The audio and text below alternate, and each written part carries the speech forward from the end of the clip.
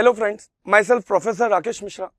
By qualification I am a chartered accountant and I teach various law subjects at CS professional level, CS executive level, CA final level and CA inter level. And I am into teaching since more than 11 years. Today मैं जो आपके साथ discussion करने जा रहा हूँ, this is a very important act. ये आपके CS प्रोफेशनल में पेपर 9 में it is your 8th subject. ठीक है, इलेक्टिव सब्जेक्ट में आपका paper 9 is a elective subject. उसमें ये 8th सब्जेक्ट है जो 100 मार्क्स के लिए आता है, ओपन बुक एग्जाम है. एंड आपके पेपर 5 में ये पार्ट 2 में आता है. Obviously that is not an open book exam. तो पेपर 5 में जो आपके पार्ट 2 में आता है उसमें भी ये मेजॉरिटी मार्क्स को कंसिस्ट करता है, बहुत सारा मार्क्स कंसिस्ट करता है ये. तो इसका मतलब ये हुआ कि ये जो हम लोग डिस्कस करने वाला है इससे आइडियली हमारे 2 सब्जेक्ट इंपैक्ट होने वाले हैं. एक जो इलेक्टिव लॉ है वो उसमें तो पूरा का पूरा मार्क्स 100 मार्क्स के लिए ये एक्ट है. दूसरा पेपर 5 का जो पार्ट 2 है उसमें भी मेजॉरिटी मार्क्स इसी टॉपिक का आता है. इसका मतलब ये टॉपिक आपके लिए, ये एक्ट आपके लिए बहुत ज्यादा इंपॉर्टेंट होने वाला है. अच्छा, ये जो डिस्कशन है कि पेपर 9 या पेपर 5 में क्या पेपर पैटर्न रहने वाला है वो हम लोग अलग से डिस्कस करेंगे. फिलहाल मैं आज आपको आईबीसी के बारे में कुछ बातें बताने वाला हूं. आईबीसी का एक बेसिक आइडिया देने वाला हूं कैसे लॉ गवर्न होता है.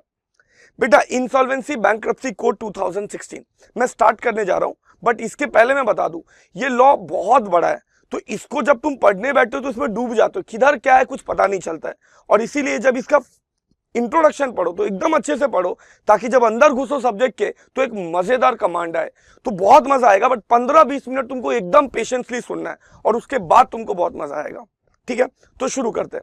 बेटा, क्या लिखा है? Insolvency and bankruptcy code 2016. कोई बोलेगा सर हमने तो आज तक ये पढ़ा था, एक्ट लिखा रहता है, कंपनीज एक्ट, ये एक्ट वो एक्ट, यहाँ पे कोड क्यों लिखा है? देखो, कोड लिखने के पीछे के 2 मकसद होते हैं. अगर किसी के आगे कोड लिखा है मतलब ये समझ लो कि उसके उस पर्टिकुलर चीज के रिलेटेड मल्टीपल लॉज होंगे. सर मतलब तुमने क्रिमिनल प्रोसीजर कोड सुना होगा, इंडियन पीनल कोड सुना होगा, उसके नाम के आगे कोड लिखा है. क्यों? क्योंकि बेटा क्रिमिनल प्रोसीजर कोड क्राइम की बात करता है, बट वो अकेला लॉ नहीं है जो क्राइम की बात करता है. There are multiple other laws जो क्राइम की बात करते हैं. तो जहां पे मल्टीपल लॉज होंगे वहां पे नाम के आगे कोड लिखा जा सकता है. 2 रीजन है, मैं तो ये पहला रीजन बोला हूं कि जहां पे मल्टीपल लॉज होंगे वहां नाम के आगे क्या लिखा जा सकता है? कोड. सर तो इसमें भी मल्टीपल लॉज है? Yes, there are few laws जो इंसॉल्वेंसी बैंक्रप्सी से रिलेटेड डील करता है, इंक्लूडिंग आईबीसी. एक तो मैं आपको अभी एग्जांपल दे देता हूं. आपने बेटा सीएस एग्जीक्यूटिव में पढ़ रखा है, वाइंडिंग अप पढ़ रखा है, तो वाइंडिंग अप कंपनीज एक्ट के अंदर कवर होता है. और कंपनीज एक्ट में कहने से इंसॉल्वेंसी बैंक्रप्सी की बात कही गई है. इसका मतलब वो भी एक लॉ है जो कहने से इस पर्टिकुलर चीज से रिलेट करता है. और आईबीसी भी है, मतलब हो गया ना मल्टीपल लॉ. ऐसे तो मैंने सिर्फ 2 एग्जांपल दिया, बट देयर आर 3-4 लॉज जो आईबीसी से गवर्न करता है, जो आज भी एग्जिस्ट कर रहा है. आईबीसी नहीं मतलब इंसॉल्वेंसी बैंक्रप्सी से गवर्न करता है जो आज भी एग्जिस्ट कर रहा है. तो एक तो वो रीजन होता है. दूसरा, किसी लॉ का अगर वास्ट वैरायटी है तो भी उसके नाम के आगे कोड लिखा जाता है. सिर्फ वास्ट वैरायटी का मतलब नहीं समझा, हमको समझाता हूं, सुनना. जब आईबीसी आया ना, आईबीसी इंसॉल्वेंसी बैंक्रप्सी कोड, उस वक्त गवर्नमेंट ने क्या किया, बहुत सारे लॉस थे जिसको गवर्नमेंट ने डिलीट कर दिया और उसके सारे के सारे प्रोविजंस को उठा के आईबीसी में डाल दिया, इंसॉल्वेंसी बैंक्रप्सी कोड में डाल दिया. मैं पूरा नाम नहीं बोलूंगा इंसॉल्वेंसी बैंक्रप्सी कोड, मैं आईबीसी बोलूंगा. तो आईबीसी में डाल दिया. अच्छा, उसके सारे के सारे लॉज उठा के आईबीसी में डाल दिया. कुछ लॉज को डिलीट नहीं किया, उसके इंसॉल्वेंसी के पोर्शन को अमेंड कर दिया. मतलब उस लॉ को अमेंड किया और उसके इंसॉल्वेंसी के पोर्शन को उठा के आईबीसी में डाल दिया. मतलब कुछ लॉज को डिलीट करके आईबीसी में डाल दिया और कुछ लॉस को अमेंड करके उसके इंसॉल्वेंसी के पोर्शन को आईबीसी में डाल दिया. मतलब डोंट यू थिंक बहुत सारा वास्ट वैरायटी हो गया ना, मतलब कवरेज आईबीसी का बहुत ज्यादा हो गया. तो इस वजह से भी कोड वर्ड यूज करते हैं. जब मैं ये बोला ना बहुत सारे लॉस को डिलीट कर दिया और बहुत सारे लॉस को अमेंड करके उसका इंसॉल्वेंसी का पोर्शन आईबीसी में डाल दिया, इसीलिए वास्ट वैरायटी, इसीलिए कोड वर्ड यूज करते हैं. तो इमीडिएटली बच्चे डाउट पूछते हैं, सर ऐसी बात अभी आप कर रहे हो और अभी अभी आपने बोला कि मल्टीपल लॉस है. बराबर बोल रहा हूं. अगर 20-25 लॉस थे ना, जिसमें से 15-16 लॉस को या तो डिलीट कर दिया है या तो अमेंड करके आईबीसी में डाल दिया है। लेकिन आज भी 5-6 लॉज एग्जिस्ट कर रहे हैं जो इंसॉल्वेंसी से रिलेटेड काम करते हैं। मतलब कुछ सिलेक्टेड एंटिटीज है ना, उस सिलेक्टेड एंटिटीज का इंसॉल्वेंसी आज के डेट में भी आईबीसी नहीं देख रहा है, वो पर्टिकुलर लॉज देख रहा है। मतलब मल्टीपल लॉज है इस टॉपिक से रिलेटेड, ठीक है, जो देख रहा है, इसीलिए वर्ड यूज करते हैं। अब देखो, मुझे पता है कि अभी फर्स्ट डे ना ये पूरा क्लैरिटी नहीं आता। इनफैक्ट इसके ऊपर नोट्स भी है जिसमें मैं तुमको और थोड़ा क्लैरिटी दूंगा। इसका पूरा नोट्स है अपना, अपने को उसी से पढ़ना है, ठीक है। तो लेकिन अभी के लिए मैं क्या बेसिक ओवरव्यू दे रहा हूं, तो अगर पूरा नहीं भी समझेगा ना चलेगा, एक रफ आइडिया आ गया ना, तो जैसे जैसे टॉपिक अपना प्रोग्रेस होगा तुमको कॉन्फिडेंस आता चला जाएगा ये टर्मिनोलॉजीज पे। अब बेटा नेक्स्ट पॉइंट में डिस्कस कर रहा हूं कि what is the meaning of insolvency and bankruptcy. Insolvency और बैंक्रप्सी, इस वर्ड का क्या मतलब है, शांति से सुनना, सब लोग शांति से सुनना। इंसॉल्वेंसी बैंक्रप्सी का मतलब क्या है? तो मेरे बच्चों, ये इंसॉल्वेंसी बैंक्रप्सी, इस वर्ड का क्या मतलब है, शांति से। अब ये समझाने के पहले मैं तुमको एक सिचुएशन लेके समझाता हूं तो तुमको क्लैरिटी आ जाएगा। मान लीजिए मेरे 2 बच्चे है, नहीं मैं एग्जांपल दे रहा हूं, मान लीजिए मेरे 2 बच्चे 20-22 साल के, मैंने उनको पढ़ाया लिखाया, एक मतलब सब लेट्स से सीएस प्रोफेशनल में, ऐसे एग्जांपल, पढ़ाया लिखाया इसलिए कि मेरे बुढ़ापे का सहारा बने। लेकिन बेटा वो नशेड़ी गंजेड़ी निकले, सुट्टा चरस गांजा सब फूकते। अब इतना फूकते ना कि मार्केट से जी भर के लोन उठाया, मेरा घर तक मॉर्गेज कर दिया और लोन उठाया। अब हम लोग का जो लाइबिलिटी है हमारे सर पे, वो हमारे असेट से ज्यादा हो चुका है और हम लोग अब लगभग बर्बाद होने के कगार पे। अब मैं गया मेरे बच्चों के पास, एकदम इमोशनल होके गया। मैं बोला, तेरा बूढ़ा बाप, बेटा अब मैंने तुमको पढ़ा लिखा के बड़ा किया कि तुम कुछ हेल्प करो मेरा, और तुम नशा फूक रहे हो।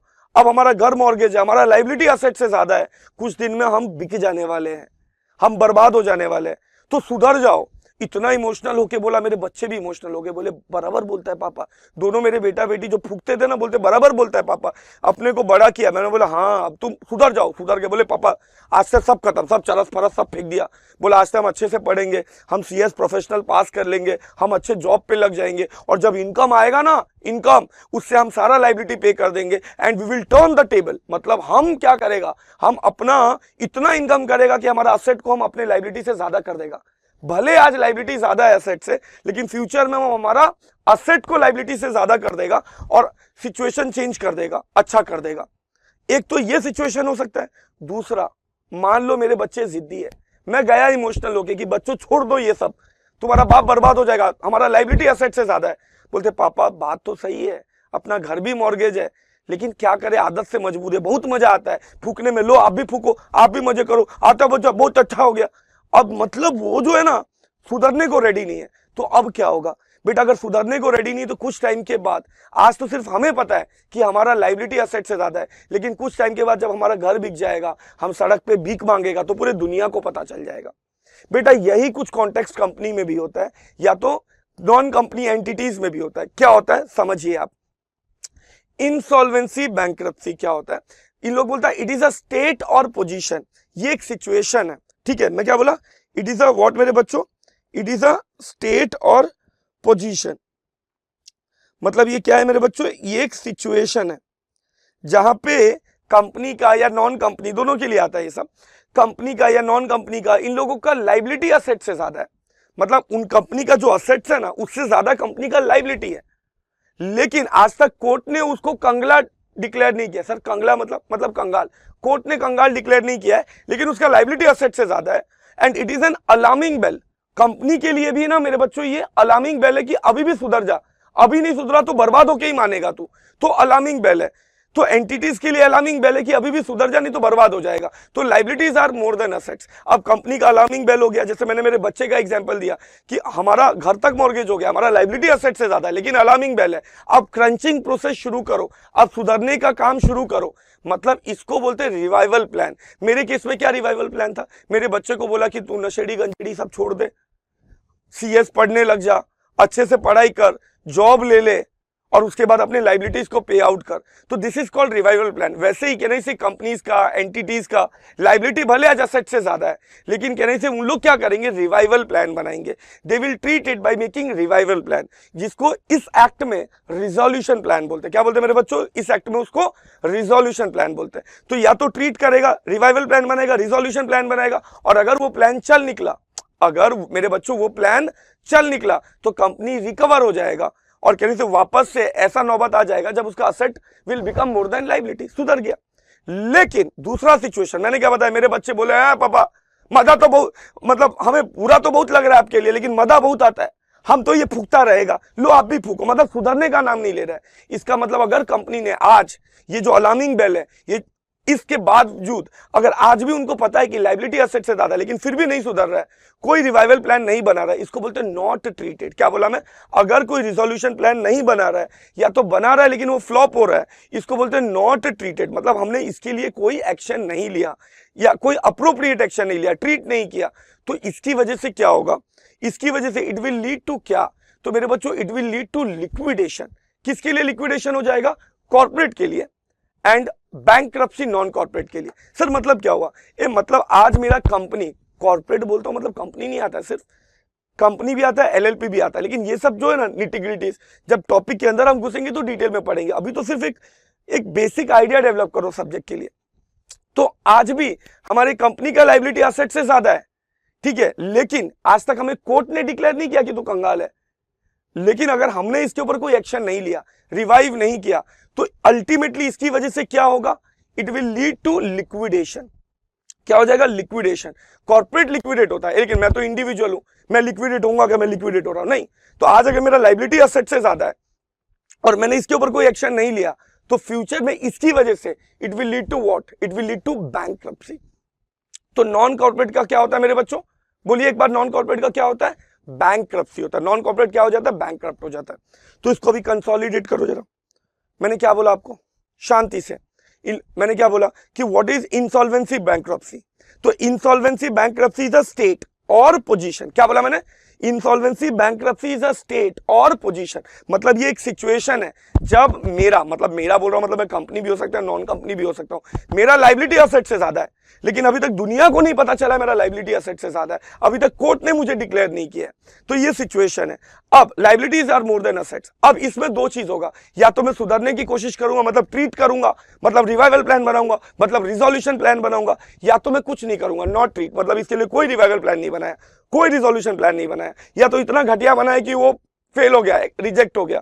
तो इसकी, अगर मैंने इसको ट्रीट नहीं किया, अगर मैंने इसको रिवाइव नहीं किया, तो इसकी वजह से ये जो सिचुएशन है जब मेरा लायबिलिटी एसेट से ज्यादा है, इसकी वजह से फ्यूचर में मुझे क्या डिक्लेयर कर दिया जाएगा, लिक्विडेशन डिक्लेयर कर दिया जाएगा। अगर मैं कॉर्पोरेट हूं तो नॉन कॉर्पोरेट को क्या डिक्लेयर करते हैं, बैंकरप्सी डिक्लेयर करते हैं। तो बच्चों दो बात हमने यहां पर डिस्कस किया। क्या क्या डिस्कस किया, शांति से सुनना।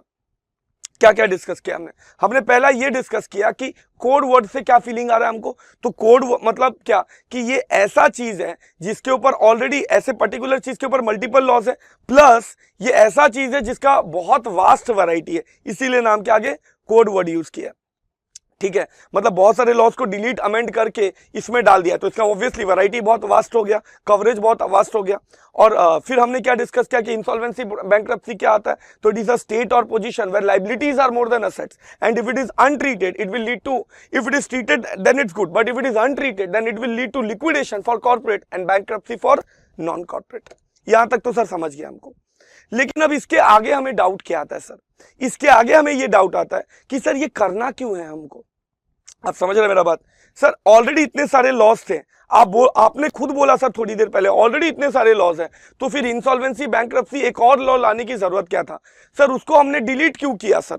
बहुत, आपने बोला ना बार बार सर, बहुत सारे लॉस को डिलीट किया, बहुत सारे लॉस को अमेंड करके उसका इंसॉल्वेंसी पोर्शन इसमें आईबीसी में डाल दिया, तो सर ऐसा क्यों किया। बेटा ये समझने के लिए आपको 5-10 मिनट एकदम पेशेंसली सुनना पड़ेगा, तो एकदम क्लियर कर दूंगा मैं, शांति से सुनना। क्या बोलते हैं बेटा, आईबीसी आने के पहले की सिचुएशन बता रहा हूं कि मान लीजिए एक लिस्टेड कंपनी है, और मान लीजिए वो लिस्टेड कंपनी एनबीएफसीज है, नॉन बैंकिंग फाइनेंशियल कॉर्पोरेशन। तो बेटा हमने एग्जीक्यूटिव में सिक्योरिटी लॉ में क्या पढ़ा हुआ है कि अगर लिस्टेड कंपनी है, लिस्टेड है, तो उसको कौन गवर्न करेगा? सेबी गवर्न करेगा। अगर कंपनी है तो कंपनी को कौन गवर्न करता है? लिस्टेड है तो सेबी, कंपनी है तो एमसीए, एनबीएफसी है तो आरबीआई गवर्न करता है। ये सब उसके क्या है मेरे बच्चों? रेगुलेटरी अथॉरिटी है। ये सब क्या है मेरे बच्चों? उसके रेगुलेटरी अथॉरिटी है। मतलब एक ही एंटिटी को कैसे 3 रेगुलेटरी अथॉरिटी आ गए। ये तो मैं तुमको एग्जांपल दे रहा हूं 3, कभी कभी एक ही एंटिटी को 5 से 6 रेगुलेटरी अथॉरिटी गवर्न करते थे, और जितने रेगुलेटरी अथॉरिटी होंगे उतने ही एडजुडिकेटिंग अथॉरिटी भी होंगे। अब मुझे लगता है आप लोग को ये बताने की जरूरत नहीं है, प्रोफेशनल लेवल तक तो आपको अच्छे से पता चल गया होगा एडजुडिकेटिंग अथॉरिटी क्या होता है, बट फिर भी बता देता हूं। जो अथॉरिटी एडजज करता है ना, जजमेंट देता है ना, एडजज करता है, पास करता है जजमेंट, उसको एडजुडिकेटिंग अथॉरिटी बोलते हैं। तो ऑब्वियसली रेगुलेटरी अथॉरिटी क्या होता है? जो रूल्स एंड रेगुलेशंस बनाता है, एमसीए रूल्स बनाता है, एंड बाकी ये जो है सेबी वगैरह वो रेगुलेशंस बनाते हैं। ये तो जो वो बनाता है उसको रेगुलेटरी अथॉरिटी बोलते हैं, और जो डिस्प्यूट के ऊपर डिसीजन देता है उसको एडजुडिकेटिंग अथॉरिटी। जैसे सेबी वाले में हमको पता है SAT is the adjudicating authority, MCA में हमको पता है NCLT is the adjudicating authority. अब बेटा प्रॉब्लम क्या आता था कि तुम एक पर्टिकुलर एंटिटी है जिसके ऊपर 5 रेगुलेटरी अथॉरिटी गवर्न करता है, मान लो 5 रेगुलेटरी अथॉरिटी गवर्न करता है, तो 5 एडजुडिकेटिंग अथॉरिटी भी उसको अप्लाई हो जाएगा। अब इसकी वजह से क्या प्रॉब्लम आता था मैं बोलता हूं। मान लो कि मैं एक एंटिटी हूं, अब मैं कंपनी बोलूंगा थोड़ी देर, बाकी तो ये लॉ नॉन कंपनीज को भी अप्लाई होता है, बट मैं कंपनी बोलूंगा थोड़ी देर, कि मान लो कि तुम एक कंपनी हो और तुम्हें बेटा वाइंड अप होना है।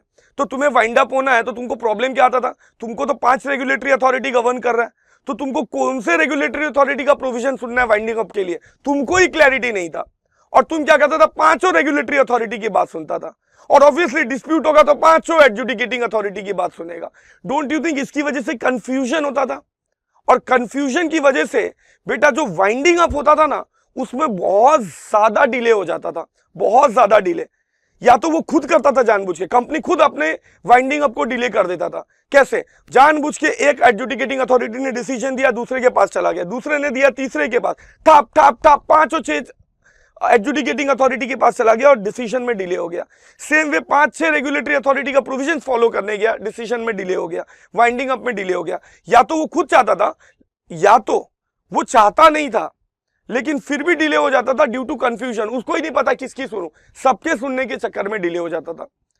कोई बोलेगा सर कोई कंपनी क्यों चाहेगा कि हम अपने चीज को डिले ना करें, वो तो चाहेगा ना लेट से वाइंडिंग अप हो। ऐसा नहीं है मेरे बच्चों, लेट से वाइंडिंग अप इवन कंपनी भी नहीं चाहता जिसका वाइंडिंग अप होने वाला रहता है। सर क्यों? रीजन समझो, रीजन समझो। ये मान लो तुम कंपनी है और तुम्हारा वाइंडिंग अप होने वाला है, और तुम्हारा लेट से अगर वाइंडिंग अप होगा तो तुम्हारा नुकसान क्या होगा मैं बोलता हूं। तुम्हारा नुकसान क्या होगा? शांति से सुनना। कहने से अगर 20 साल 25 साल लगा वाइंडिंग अप होने में, ये तो ये वाइंडिंग अप क्लोज होगा उसके बाद ही तुम नया बिजनेस स्टार्ट करेगा, तो पुराना बिजनेस क्लोज होने में 20-25 साल लग गया, तब तक तो तुम्हारा एक एज निकल गया। अब तुम नया बिजनेस स्टार्ट करते करते बूढ़ा हो गया, तुम अब क्या करने वाला है?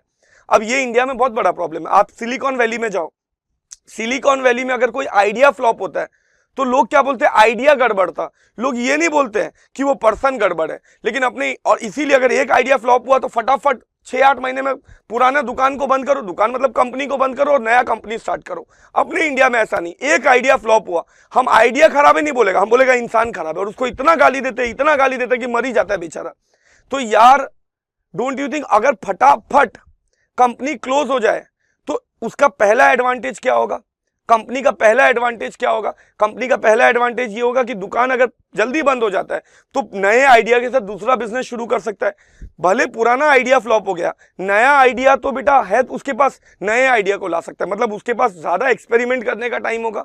दूसरा एडवांटेज क्या है यार? अगर 20 साल 25 साल लग गया और कंपनी को वाइंड अप होने में, तो कहने से जो डेप्रिशिएबल असेट होंगे वो तो उसके ऑलमोस्ट खत्म ही हो गए, मतलब उसके डेप्रिशिएबल असेट एग्जिस्ट ही नहीं करेंगे। ये तो कहने से वो क्लोज करते करते कंपनी का डेप्रिशिएबल असेट खत्म, अब वो कुछ उसका मार्केट में वैल्यू भी एग्जिस्ट नहीं करेगा, मतलब कंपनी का वो भी नुकसान होता है। तो ये तो कंपनी का नुकसान हो गया। अच्छा, क्रेडिटर्स जिन्होंने लोन दिया है कंपनी को, उनका क्या नुकसान होगा वाइंडिंग अप डिले होने में? तो ये तो बहुत कॉमन सी बात है ना यार, जिन्होंने लोन दिया है तो कहने से उनको तो बेटा 20-25 साल में वाइंड अप होगा, तो 20-25 साल में पैसा मिलेगा। तो डोंट यू थिंक यहाँ पे जल्दी अगर कंपनी बंद हो जाए, फटाफट अगर कंपनी बंद हो जाए, तो इसमें सिर्फ एडवांटेज किसका नहीं है मेरे बच्चों? सिर्फ एडवांटेज कंपनी का ही नहीं है, यहाँ पे क्रेडिट जिन्होंने लोन दिया क्रेडिटर उनका भी एडवांटेज है और कंपनी का, दोनों का एडवांटेज है। मतलब जिसने लोन लिया है और जिसने लोन दिया है दोनों चाहते हैं फटाफट वाइंडिंग अप हो जाए, लेकिन ये फटाफट वाइंडिंग अप होता नहीं था। मैंने तुमको बताया ना, एक ease of business doing report आया था, एक ease of business doing report आया था, ये सब लिखो मत, ये सब नोट्स में डाला हुआ है अपने इसमें। तो एक ease of business doing report आया था और इसमें क्या बोला था पता है, इंडिया में ना वाइंडिंग अप स्टार्ट होने के लिए कितना टाइम लगता है, मैं बोलूंगा तो तुम हंसना चालू करेगा। 4 से 5 साल वाइंडिंग अप स्टार्ट होने में लगता है, 4 से 5 साल वाइंडिंग अप स्टार्ट होने में लगता है। सर कंप्लीट होने में मत पूछो भाई साहब, 10 साल 20 साल 25 साल लेट, ठकाठक हो रहा है, लेट हो रहा है, लेट, कोई माई बाप नहीं उसका। तो यार 20 साल में तुम पुराना दुकान बंद करेगा तो नया कब शुरू करेगा, और सामने वाले को पैसा कब मिलेगा, ये सब प्रॉब्लम आता था। अच्छा ये प्रॉब्लम क्यों आता था, क्योंकि एक ही एंटिटी को मल्टीपल रेगुलेटरी अथॉरिटीज मतलब एप्लीकेबल था। तो मल्टीपल रेगुलेटरी अथॉरिटी एप्लीकेबल होगा तो मल्टीपल रेगुलेशंस एप्लीकेबल होगा रिलेटेड टू इंसॉल्वेंसी, एंड वो एप्लीकेबल होगा तो मल्टीपल एडजुडिकेटिंग। इसकी वजह से ये सब डिले हो रहा था। गवर्नमेंट को लगा इसको रोकने की जरूरत है और इसको रोकने के लिए हमने आईबीसी लाया। क्या बोला मेरे बच्चों, मैंने इसको रोकने के लिए हमने आईबीसी लाया। मतलब अब तुमको क्लैरिटी आ रहेगा, धीरे धीरे थोड़ा थोड़ा करके समझ रहा है कि आईबीसी लाया क्यों। अब उसमें गवर्नमेंट ने इसको कैसे रोका मैं बोलता हूं।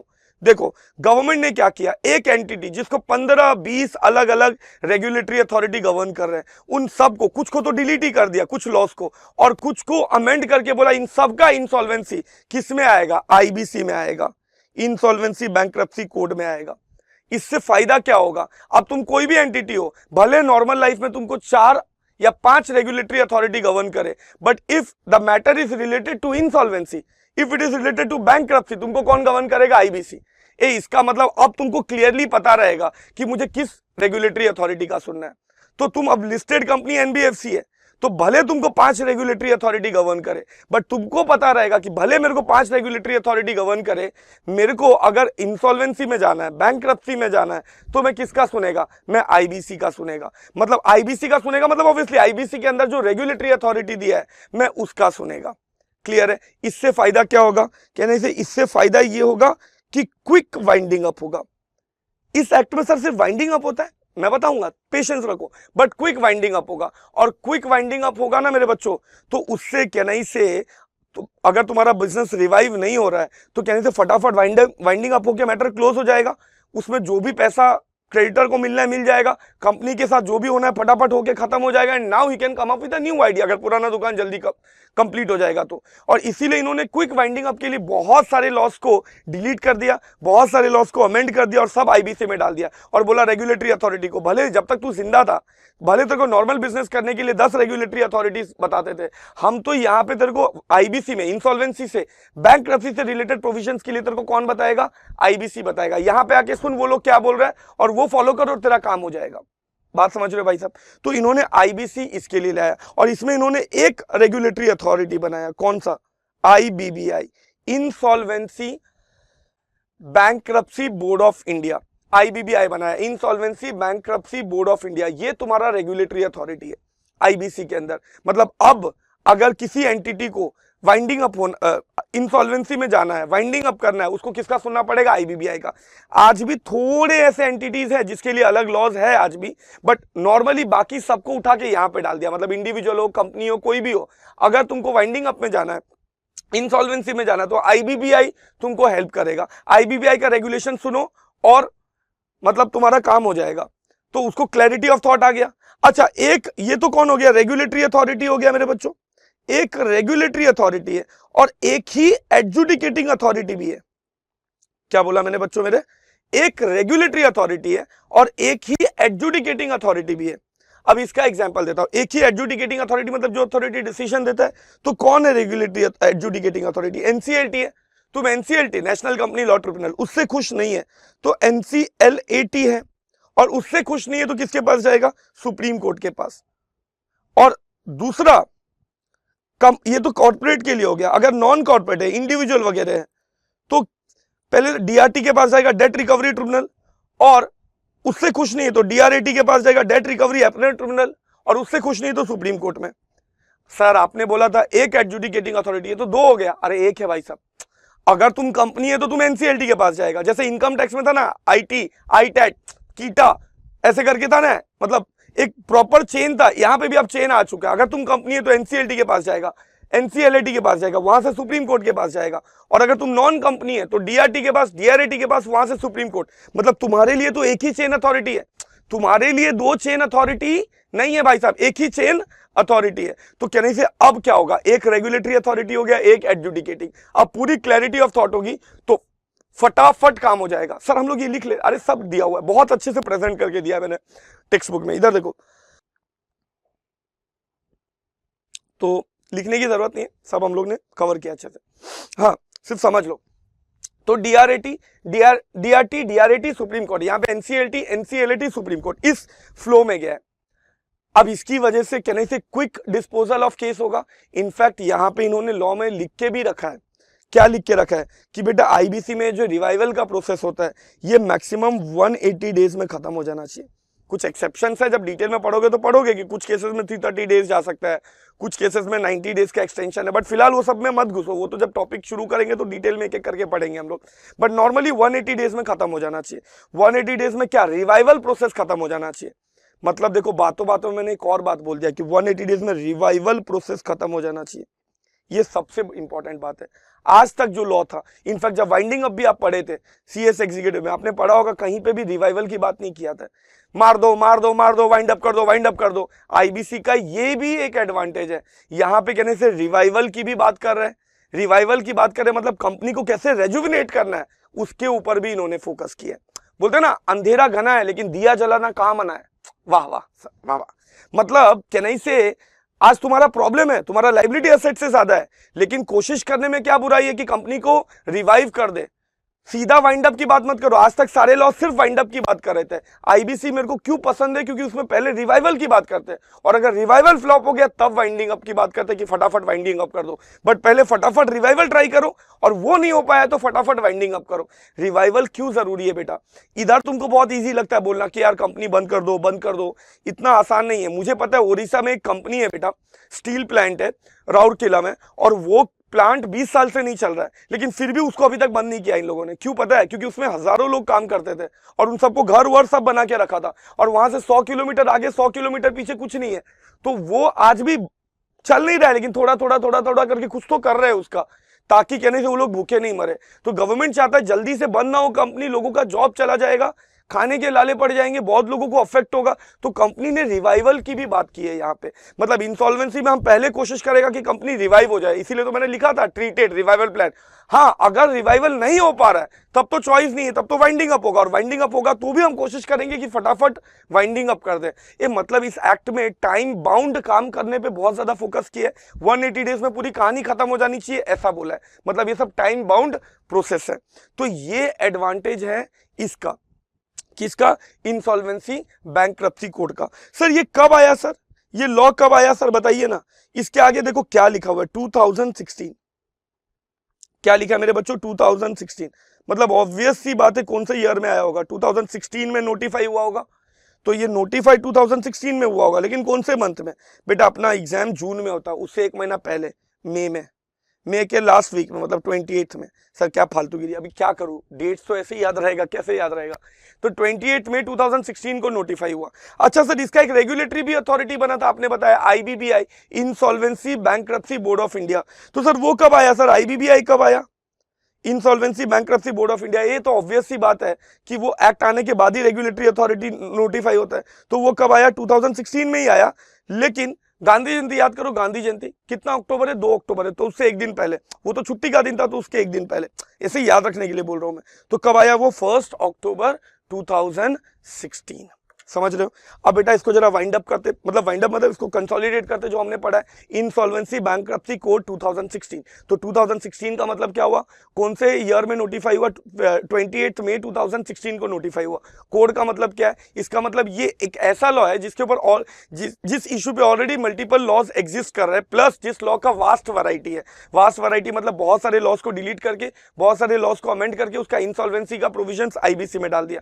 फिर इंसॉल्वेंसी बैंक्रप्सी का मतलब क्या है, तो insolvency bankruptcy is a state और पोजीशन, मतलब ये एक सिचुएशन है where assets are more than liability, उल्टा बोल दिया, where liabilities are more than assets, liabilities are more than assets, या तो वो ट्रीट होगा या तो नॉट ट्रीटेड। ट्रीटेड मतलब रिवाइवल प्लान रिजोल्यूशन प्लान बनेगा, या तो नॉट ट्रीटेड मतलब रिवाइवल प्लान नहीं बना या तो फ्लॉप हो गया। तो it will lead to what, it will lead to corporate के लिए लिक्विडेशन, नॉन कॉर्पोरेट के लिए बैंक्रप्सी। ये लॉ लाने के पीछे का मकसद क्या था, पहले बहुत सारे रेगुलेटरी अथॉरिटीज गवर्न कर लेते थे एक एक एंटिटी को, बहुत सारे एडजुडिकेटिंग अथॉरिटी, जिसकी वजह से डिले होता था और डिले की वजह से डिसीजन आने में टाइम लग जाता था, और डिसीजन आने में टाइम लग जाता तो वाइंडिंग अप में कंप्लीट होते होते 20-25 साल लग जाता था, जिसकी वजह से जो कंपनी है उसको क्लोज होने में ज्यादा टाइम लगेगा, तो नया बिजनेस शुरू करते करते उसका पूरा एज निकल जाता था, मतलब वो प्रमोटर वगैरह का, तो वो एक नुकसान होता था। प्लस जिन्होंने पैसा दिया क्रेडिटर, उनको भी 20-25 साल में पैसा मिलता था, तो उनका भी नुकसान। तो इनको लगा कि ये हमको फटाफट इसको क्लोज करने के लिए क्या कर सकते, तो इनको लगा कि यार अगर सिंगल रेगुलेटरी अथॉरिटी होगा इंसॉल्वेंसी से रिलेटेड तो फटाफट क्लोज कर पाएंगे। तो इन्होंने क्या किया, सिंगल रेगुलेटरी अथॉरिटी तो तब पॉसिबल है जब सिंगल एक्ट उसको गवर्न करेगा, तो उन्होंने इंसॉल्वेंसी बैंक्रप्सी कोड लाया और बहुत सारे एग्जिस्टिंग लॉस को, जो बहुत सारे अलग अलग एंटिटीज को गवर्न करते थे, उसको डिलीट कर दिया, बहुत सारे इंसॉल्वेंसी के प्रोविजंस को अमेंड कर दिया और उठा के किस में डाल दिया, आईबीसी में डाल दिया। तो इसका मतलब अब उन सब एंटिटीज को एक ही एक्ट गवर्न करेगा when the matter is related to insolvency. तो वो कौन गवर्न करेगा, आईबीसी गवर्न करेगा, और उसके अंदर एक रेगुलेटरी अथॉरिटी बना दिया IBBI, insolvency bankruptcy board of India. Repeat करो, insolvency bankruptcy board of India, मतलब एक रेगुलेटरी अथॉरिटी बना दिया जो कब आया, 1 अक्टूबर 2016 को। अब एक रेगुलेटरी अथॉरिटी बना दिया तो एक एडजुडिकेटिंग अथॉरिटी भी आ गया। अब अगर कंपनी है तो कौन आएगा, NCLT, NCLAT, supreme court. Non company है तो कौन आएगा, डीआरटी, डीआरएटी, सुप्रीम कोर्ट। एक एडजुडिकेटिंग अथॉरिटी, एक रेगुलेटरी अथॉरिटी। इससे क्या हो गया, इससे ये हो गया कि अगर अब किसी एंटिटी को क्लोज करना है अपना दुकान, तो वो किसके पास जाएगा, आईबीसी के पास, और उसका सिंगल बंदा का रेगुलेशन सुनेगा, आईबीबीआई का। तो ऑब्वियसली फटाफट डिस्पोजल हो जाएगा केस। और दूसरा एडवांटेज यहाँ पे रिवाइवल की भी बात किया है, तो रिवाइवल के लिए भी 180 दिन का टाइम दिया है, प्लस अगर वो सक्सेसफुल नहीं हो पाया तो फिर लिक्विडेशन के लिए भी एक टाइम बाउंड क्लोजर रखा है, मतलब फटाफट कहानी बंद हो जाएगा। तो फटाफट कहानी बंद हो जाएगा तो जो डेटर है, जो क्रेडिटर है, उसको भी फटाफट पैसा मिल जाएगा, एंड जो कंपनीज है उसका भी फटाफट दुकान बंद हो जाएगा। अगर वाइंडिंग अप होने वाला है तो नया बिजनेस शुरू कर पाएगा। देखो बेटा, मुझे लगता है एक बेसिक फेयर आइडिया तुमको आया होगा। धीरे धीरे हम लोग इसमें और आगे जाने वाले हैं, बट अभी एक फेयर आइडिया हो गया होगा कि किस डायरेक्शन में हम जा रहे हैं। मैं बोला ना, थोड़ा पेशेंस रखना है, हाफ एन आवर जितना, और फिर तुमको धीरे धीरे ग्रिप होना चालू होगा।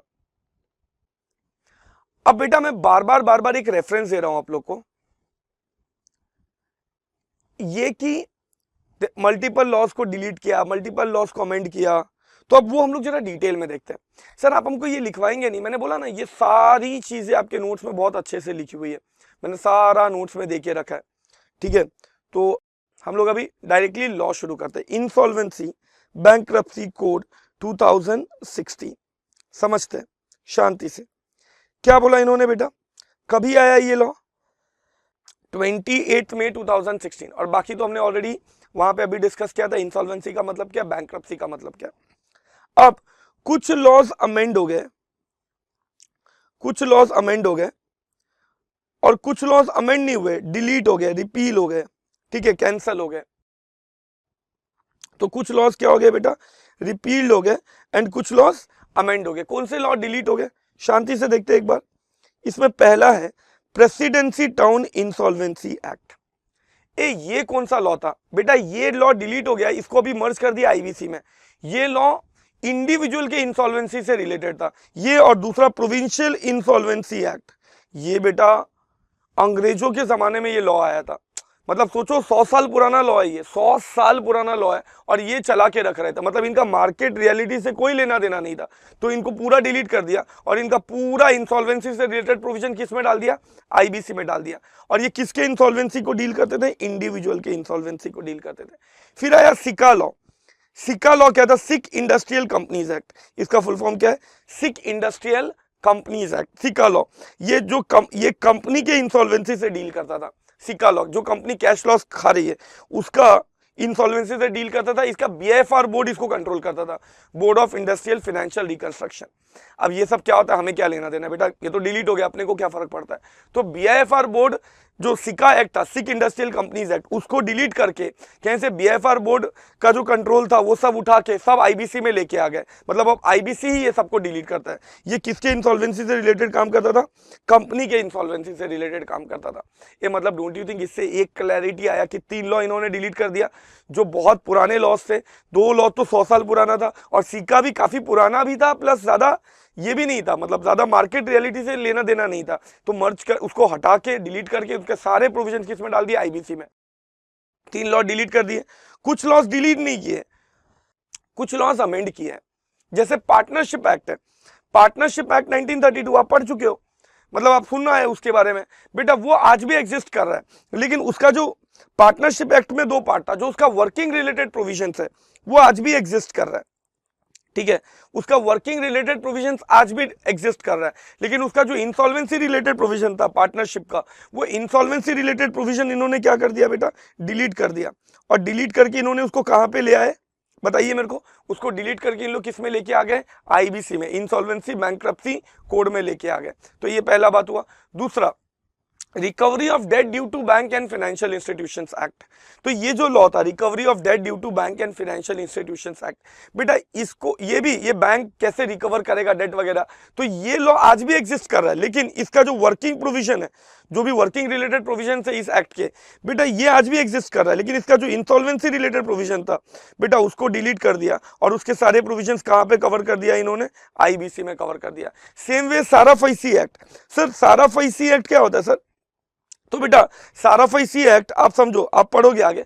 साराफाइसी एक्ट है ना, ये इसका फुल फॉर्म बोल रहा हूं, securitisation and asset reconstruction of financial asset and enforcement of security interest act.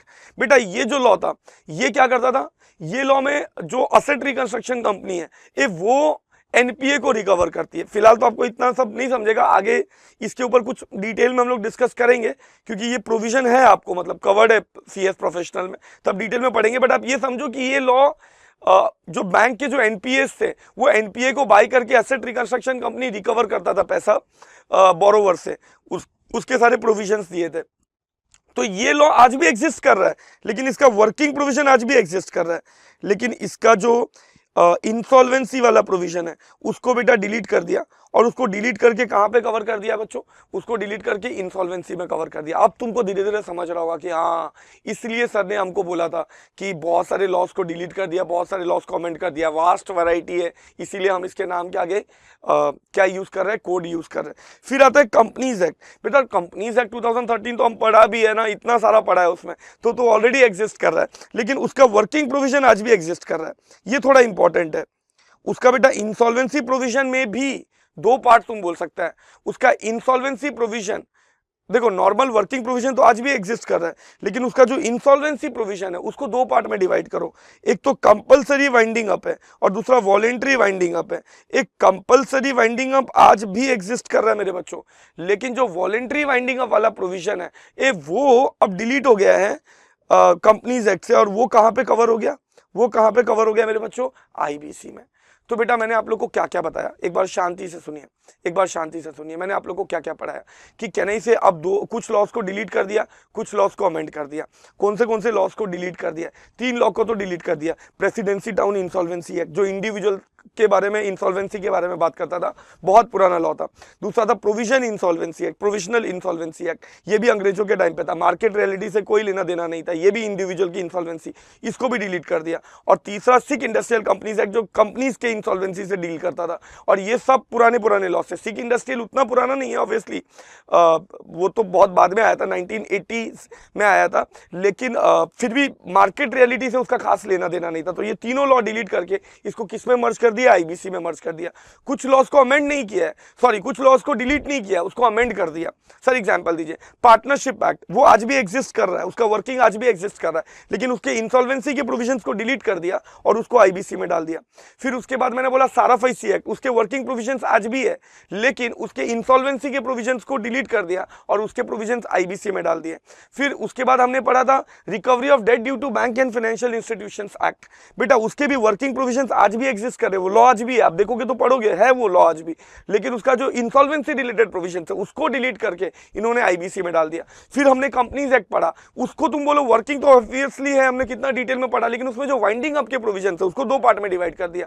जो कंपलसरी वाइंडिंग अप है वो आज भी एग्जिस्ट कर रहा है वाइंडिंग अप एक्ट में, लेकिन जो वॉलेंट्री वाइंडिंग अप वाला प्रोविजन था उसको डिलीट कर दिया बेटा।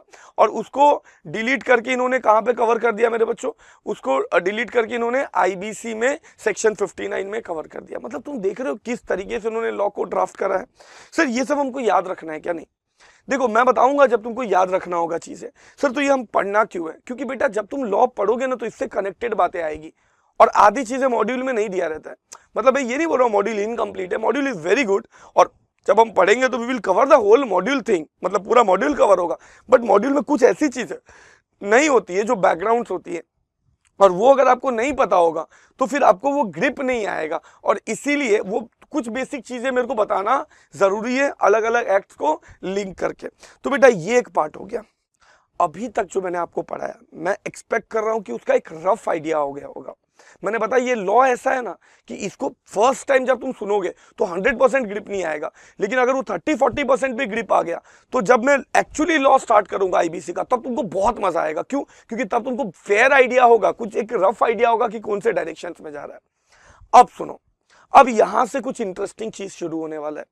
अब बेटा मैंने क्या बताया है, IBC does not talk only about revival, समझ रहे हो? Sorry, IBC does not talk only about winding up, they also talk about revival. In fact IBC मुझे पसंद क्यों है, आईबीसी का अगर आप मॉड्यूल देखोगे तो मेजॉरिटी जो पेजेस है, मैं बताऊं अगर एक एग्जांपल के लिए बोल रहा हूं कि अगर 350 पेज होगा तो इन्होंने 350 पेज में से कम 280 पेज रिवाइवल पे फोकस किया हुआ है, 70 पेज मैं बोल सकता हूं वाइंडिंग अप पे किया होगा फोकस, 280 पेज रिवाइवल पे। तो बेटा अब ना क्या होता है, जब सीधा मॉड्यूल खोल के या सीधा टेक्स्ट बुक से हम लोग पढ़ेंगे तो प्रॉब्लम ये आता है कि ये क्लियर नहीं होता है कि किसके बाद क्या पढ़ना है, कैसे फ्लो में जाना है एंड एवरीथिंग। तो इसके लिए क्या होगा, अब मैं आपको एक पूरा स्टार्ट टू एंड एक ओवरव्यू दे दूंगा, और वो ओवरव्यू जब तुम पढ़ लोगे उसमें 30-40% भी अगर समझ गया तो ये समझो तुम्हारा बवाल क्लियर हो जाएगा आईबीसी। क्यों? क्योंकि फिर जब तुम एक्चुअली आईबीसी पढ़ना चालू करोगे तो तुम उसको लिंक कर पाओगे। तो अगला जो अराउंड 40 मिनट्स है, this will going to make you a master in IBC. वो तुमने सुन लिया ना तो एकदम तुम जब आईबीसी पढ़ना स्टार्ट करेगा तो तुमको बवाल ग्रिप आएगा डिटेल पढ़ते टाइम। तो हम लोग वो अब डिटेल में स्टार्ट करते हैं वो पूरा फ्लो। तो शुरू करते हैं, ध्यान दीजिए। देखिए मैंने बताया ना सारा कुछ लिखा हुआ है, सारा कुछ आपके नोट्स में, आपको कुछ भी लिखने की जरूरत नहीं है, ठीक है?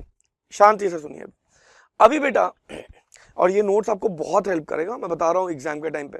मतलब मॉड्यूल जब पूरा कवर कर लेते हैं हम लोग, उसके बाद जब ये नोट्स एक है तो ये इस तरीके से मैंने इसको ड्राफ्ट किया है कि पूरा मॉड्यूल भी कवर हो जाए और बहुत ज़्यादा एक्सटेंडेड भी ना हो। तो दोनों चीज़ को मैंने ध्यान रखा।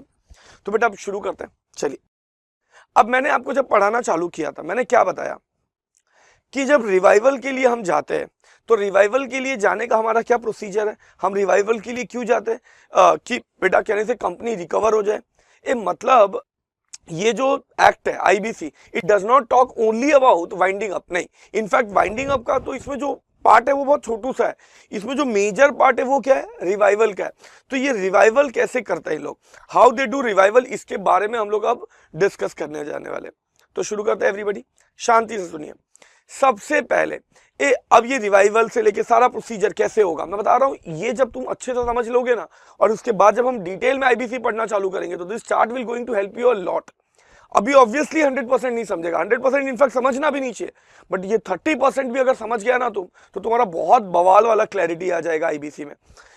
क्योंकि सर ये एक एक चीज जो मैं अभी बता रहा हूं ये तो आगे आधा एक घंटा लेके हम लोग डिटेल में डिस्कस करेंगे, लेकिन जब डिस्कस करोगे तो फ्लो ऑफ इवेंट तुम्हारे दिमाग में छप जाएगा ये पढ़ने के बाद। तो अब ये फ्लो ऑफ इवेंट हम लोग समझते हैं। सबसे पहले अगर रिवाइवल वगैरह करना है मुझे, ठीक है, कंपनी का, तो 3 में से कोई एक बंदा एप्लीकेशन कर सकता है। मेरे साथ बोलते जाना है सबको। सर कौन कौन एप्लीकेशन कर सकता है? फाइनेंशियल क्रेडिटर एप्लीकेशन कर सकता है, ऑपरेशनल क्रेडिटर एप्लीकेशन कर सकता है, कॉर्पोरेट डेटर एप्लीकेशन कर सकता है। कौन कौन कर सकता है एप्लीकेशन? एनसीएलटी को। अब मैं कंपनी के केस में एनसीएलटी होता है, नॉन कंपनी के केस में डीआरटी, लेकिन फिलहाल हम लोग कंपनी वाला प्रोसीजर डिस्कस कर रहे हैं। तो कौन तीन लोग एप्लीकेशन कर सकता है एनसीएलटी को? Financial creditor, operational creditor, corporate debtor. एक कॉर्पोरेट डेटर क्या होता है? एक्चुअली कॉर्पोरेट एप्लीकेंट एप्लीकेशन करता है, लेकिन पढ़ते टाइम हम लोग इसको कॉर्पोरेट डेटर बोल के पढ़ेंगे, सब धीरे धीरे तुमको समझेगा क्यों। सर ये तीनों होते कौन है सर? समझाता हूं। एक कोई नाम ले लेते हैं ना हम लोग, ताकि उसके थ्रू हमको अच्छा लगेगा कनेक्ट करने को। किंगफिशर ले लेते, किंगफिशर। तो किंगफिशर का अगर समझो रिवाइवल करना है आईबीसी में, सर वो तो मर चुका है।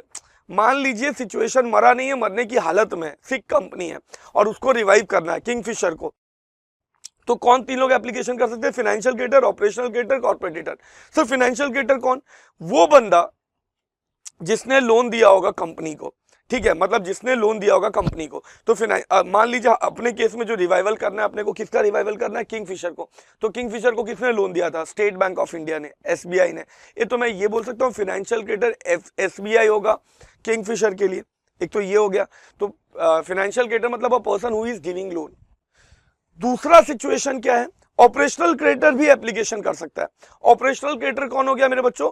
एम्प्लॉइज वगैरह हो गए, ठीक है, जो बिजनेस ऑपरेशन से डेवलप होते हैं। जैसे किंगफिशर में एनएसए एयर होस्टेस हो गए, खुश सर एयर होस्टेस, अरे गलत बात, एयर होस्टेस हो गए, पायलट्स हो गए। तो ये सारे लोग कौन है? एम्प्लॉइज है जिनको सैलरी मिलना है, तो they are also creditor because they are suppose to take money from Kingfisher. But ये कौन से क्रेडिटर्स हो गए? ऑपरेशनल क्रेडिटर, जो बिजनेस ऑपरेशन से पैदा हुए। क्या बोल रहा हूं मैं? जो बिजनेस ऑपरेशन से पैदा हुए। सर तो सिर्फ एम्प्लॉय आते हैं क्या? नहीं, ये तो मैंने एक एग्जांपल दिया है। मान लीजिए भाड़े पे कोई जगह लिया था किंगफिशर ने और उसको रेंट नहीं दिया है, तो जो ओनर होगा प्रॉपर्टी का, जिसे रेंट लेना है किंगफिशर से, वो ओनर ऑफ दी प्रॉपर्टी जिसे रेंट लेना है, वो भी ऑपरेशनल क्रेडिटर हो गया। मतलब जो बिजनेस ऑपरेशन से पैदा हुए, ठीक है, वैसे टाइप के क्रेडिटर्स ऑपरेशनल क्रेडिटर हो गए। जिसने कोई सामान बेचा होगा, फ्यूएल दिया होगा और उसको पैसे नहीं मिले किंगफिशर से, वो भी ऑपरेशनल क्रेडिटर हो गया। या तो कॉर्पोरेट डेटर खुद एप्लीकेशन कर सकता है, या तो उसको तुम कॉर्पोरेट एप्लीकेंट कह लो अभी के लिए। सर ये कौन होते हैं बेटा? ये कौन होते हैं? किंगफिशर खुद कॉर्पोरेट डेटर हो गया। मतलब इधर देखो ना, मैं किंगफिशर हूं, मान लो मेरी कंपनी का रिवाइवल होना है, तो मेरे लिए फाइनेंशियल क्रेडिटर कौन? एसबीआई, वो एप्लीकेशन कर सकता है आईबीसी में फॉर रिवाइवल ऑफ किंगफिशर। या तो मेरे जो एम्प्लॉइज वगैरह है, जिनका सैलरी ड्यू है, जिनको नहीं मिला है सैलरी वगैरह, वो मेरे ऑपरेशनल क्रेडिटर हो गए, वो भी एप्लीकेशन कर सकते हैं। या तो कॉर्पोरेट डेटर खुद एप्लीकेशन कर देगा। सर किंगफिशर खुद के लिए एप्लीकेशन करेगा आईबीसी में, लेकिन क्यों करेगा? तुम शांति से सुनो, मैं क्या बता रहा था। इस एक्ट में सिर्फ इन लोगों ने वाइंडिंग अप की बात नहीं किया, रिवाइवल की भी बात किया है। Don't you think Kingfisher will be interested in its revival? तो वो भी एप्लीकेशन कर सकता है। मतलब तीनों में से कोई भी कर सकता है। पहला कौन? फाइनेंशियल क्रेडिटर, दूसरा ऑपरेशनल, तीसरा कॉर्पोरेट। सर तीनों ने मिलकर एप्लीकेशन करना चाहिए, नहीं कोई एक। इसीलिए तो मैंने और लिखा है, फाइनेंशियल क्रेडिटर और ऑपरेशनल क्रेडिटर और कॉर्पोरेट डेटर।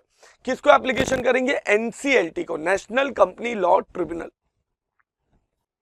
सर ये लोग कौन होते हैं? सर एनसीएलटी कौन होता है ये तो आपको पता है, ऑब्वियसली आपने इतना सारा कुछ पढ़ा है उसके बारे में इंसॉल्वेंसी बैंक्रप्सी कोड में।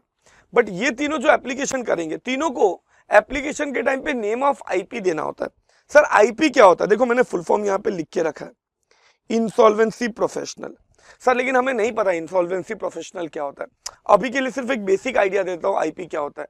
ये जब आप सीएस पास हो जाते हो, तो सीएस पास होने के बाद आप आईपी बन सकते हो। आपको 10 इयर्स का एक्सपीरियंस चाहिए रहता है, और 10 इयर्स के एक्सपीरियंस के बाद, समझ रहे हो, लिमिटेड इंसॉल्वेंसी बोल के एक एग्जाम आता है, लिमिटेड इंसॉल्वेंसी। ये एग्जाम अगर आप पास कर जाते हो तो आप इंसॉल्वेंसी प्रोफेशनल बन जाते हो, और एक डेटा बैंक होता है जिसमें जाके आपका नाम डाल दिया जाता है। समझ रहे हो? तो ऐसा समझो ना, अभी आप सीएस प्रोफेशनल का एग्जाम दोगे, मान लीजिए आपका एग्जाम 1 साल के बाद है, 1 साल के बाद आप सीएस पास हो गए, फिर उसके बाद ऑब्वियसली आप सब फर्स्ट अटेम्प्ट में ही पास होंगे बच्चे। तो उसके बाद कहने से आप और 10 साल प्रैक्टिस करोगे, और सीएस पास होने के बाद 10 साल के बाद आप एलिजिबल हो आईपी के लिए। सब तो हम आईपी बन जाएंगे? नहीं रे बाबा, 10 साल के बाद एग्जाम देना पड़ेगा, और एग्जाम में अगर पास हो गया तो तुम इंसॉल्वेंसी प्रोफेशनल बन जाएगा, तुम्हारा नाम डेटा बैंक में डाल दिया जाएगा, और वैसे बंदे का नाम एनसीएलटी को दिया जाएगा। कौन देगा? जो एप्लीकेशन फाइल कर रहा है। कौन एप्लीकेशन फाइल कर रहा है? या तो फाइनेंशियल क्रेडिटर, मतलब जिसने लोन दिया था, या तो ऑपरेशनल क्रेडिटर, मतलब एम्प्लॉइज वगैरह हो गए, या तो कॉर्पोरेट डेटर खुद, मतलब किंगफिशर खुद, जिस कंपनी का रिवाइवल होना है। ये तीनों में से कोई एक जो भी एप्लीकेशन फाइल करेगा वो नेम ऑफ आईपी देगा। सर क्यों देगा? बेटा इस एक्ट में तुम 2 भी करेगा, पू भी करेगा, कुछ भी करेगा तो आईपी करता है। मतलब इस एक्ट में मजदूर कौन? आईपी। सर मजदूर होता है? अरे नहीं, प्रोफेशनल होते हैं। लेकिन यहाँ पे तो पढ़े लिखे लोगों का काम है, और इसीलिए इस एक्ट में जो भी काम करना है ना वो सब कौन करेगा? आईपी करेगा। सर तो सिर्फ सीएस बन सकते हैं क्या? नहीं, सीए भी बन सकता है, सीएमए भी बन सकता है, बन सकते हैं ये लोग, ठीक है। अपन तो सीएस पे फोकस करेंगे, तो ये लोग बन सकते हैं आईपी। ये लोग किसको एप्लीकेशन कर रहे हैं? ये तीनों एप्लीकेशन कर रहा है, एनसीएलटी को नाम देगा इंसॉल्वेंसी प्रोफेशनल का, जो अल्टीमेटली क्या करेगा बेटा? अल्टीमेटली इस एक्ट में पूरा काम करेगा। जो भी बेसिक काम होता है वो सब आईपी लोग करते हैं, इंसॉल्वेंसी प्रोफेशनल लोग करते हैं। तो इंसॉल्वेंसी प्रोफेशनल आपको समझ गया। अब एनसीएलटी क्या करेगा? इस इंसॉल्वेंसी प्रोफेशनल को आईआरपी अपॉइंट करेगा, इंटरिम रिजोल्यूशन प्रोफेशनल। सर नहीं समझा सर, इंटरिम रिजोल्यूशन प्रोफेशनल और आईपी के वर्ड का डिफरेंस नहीं समझा।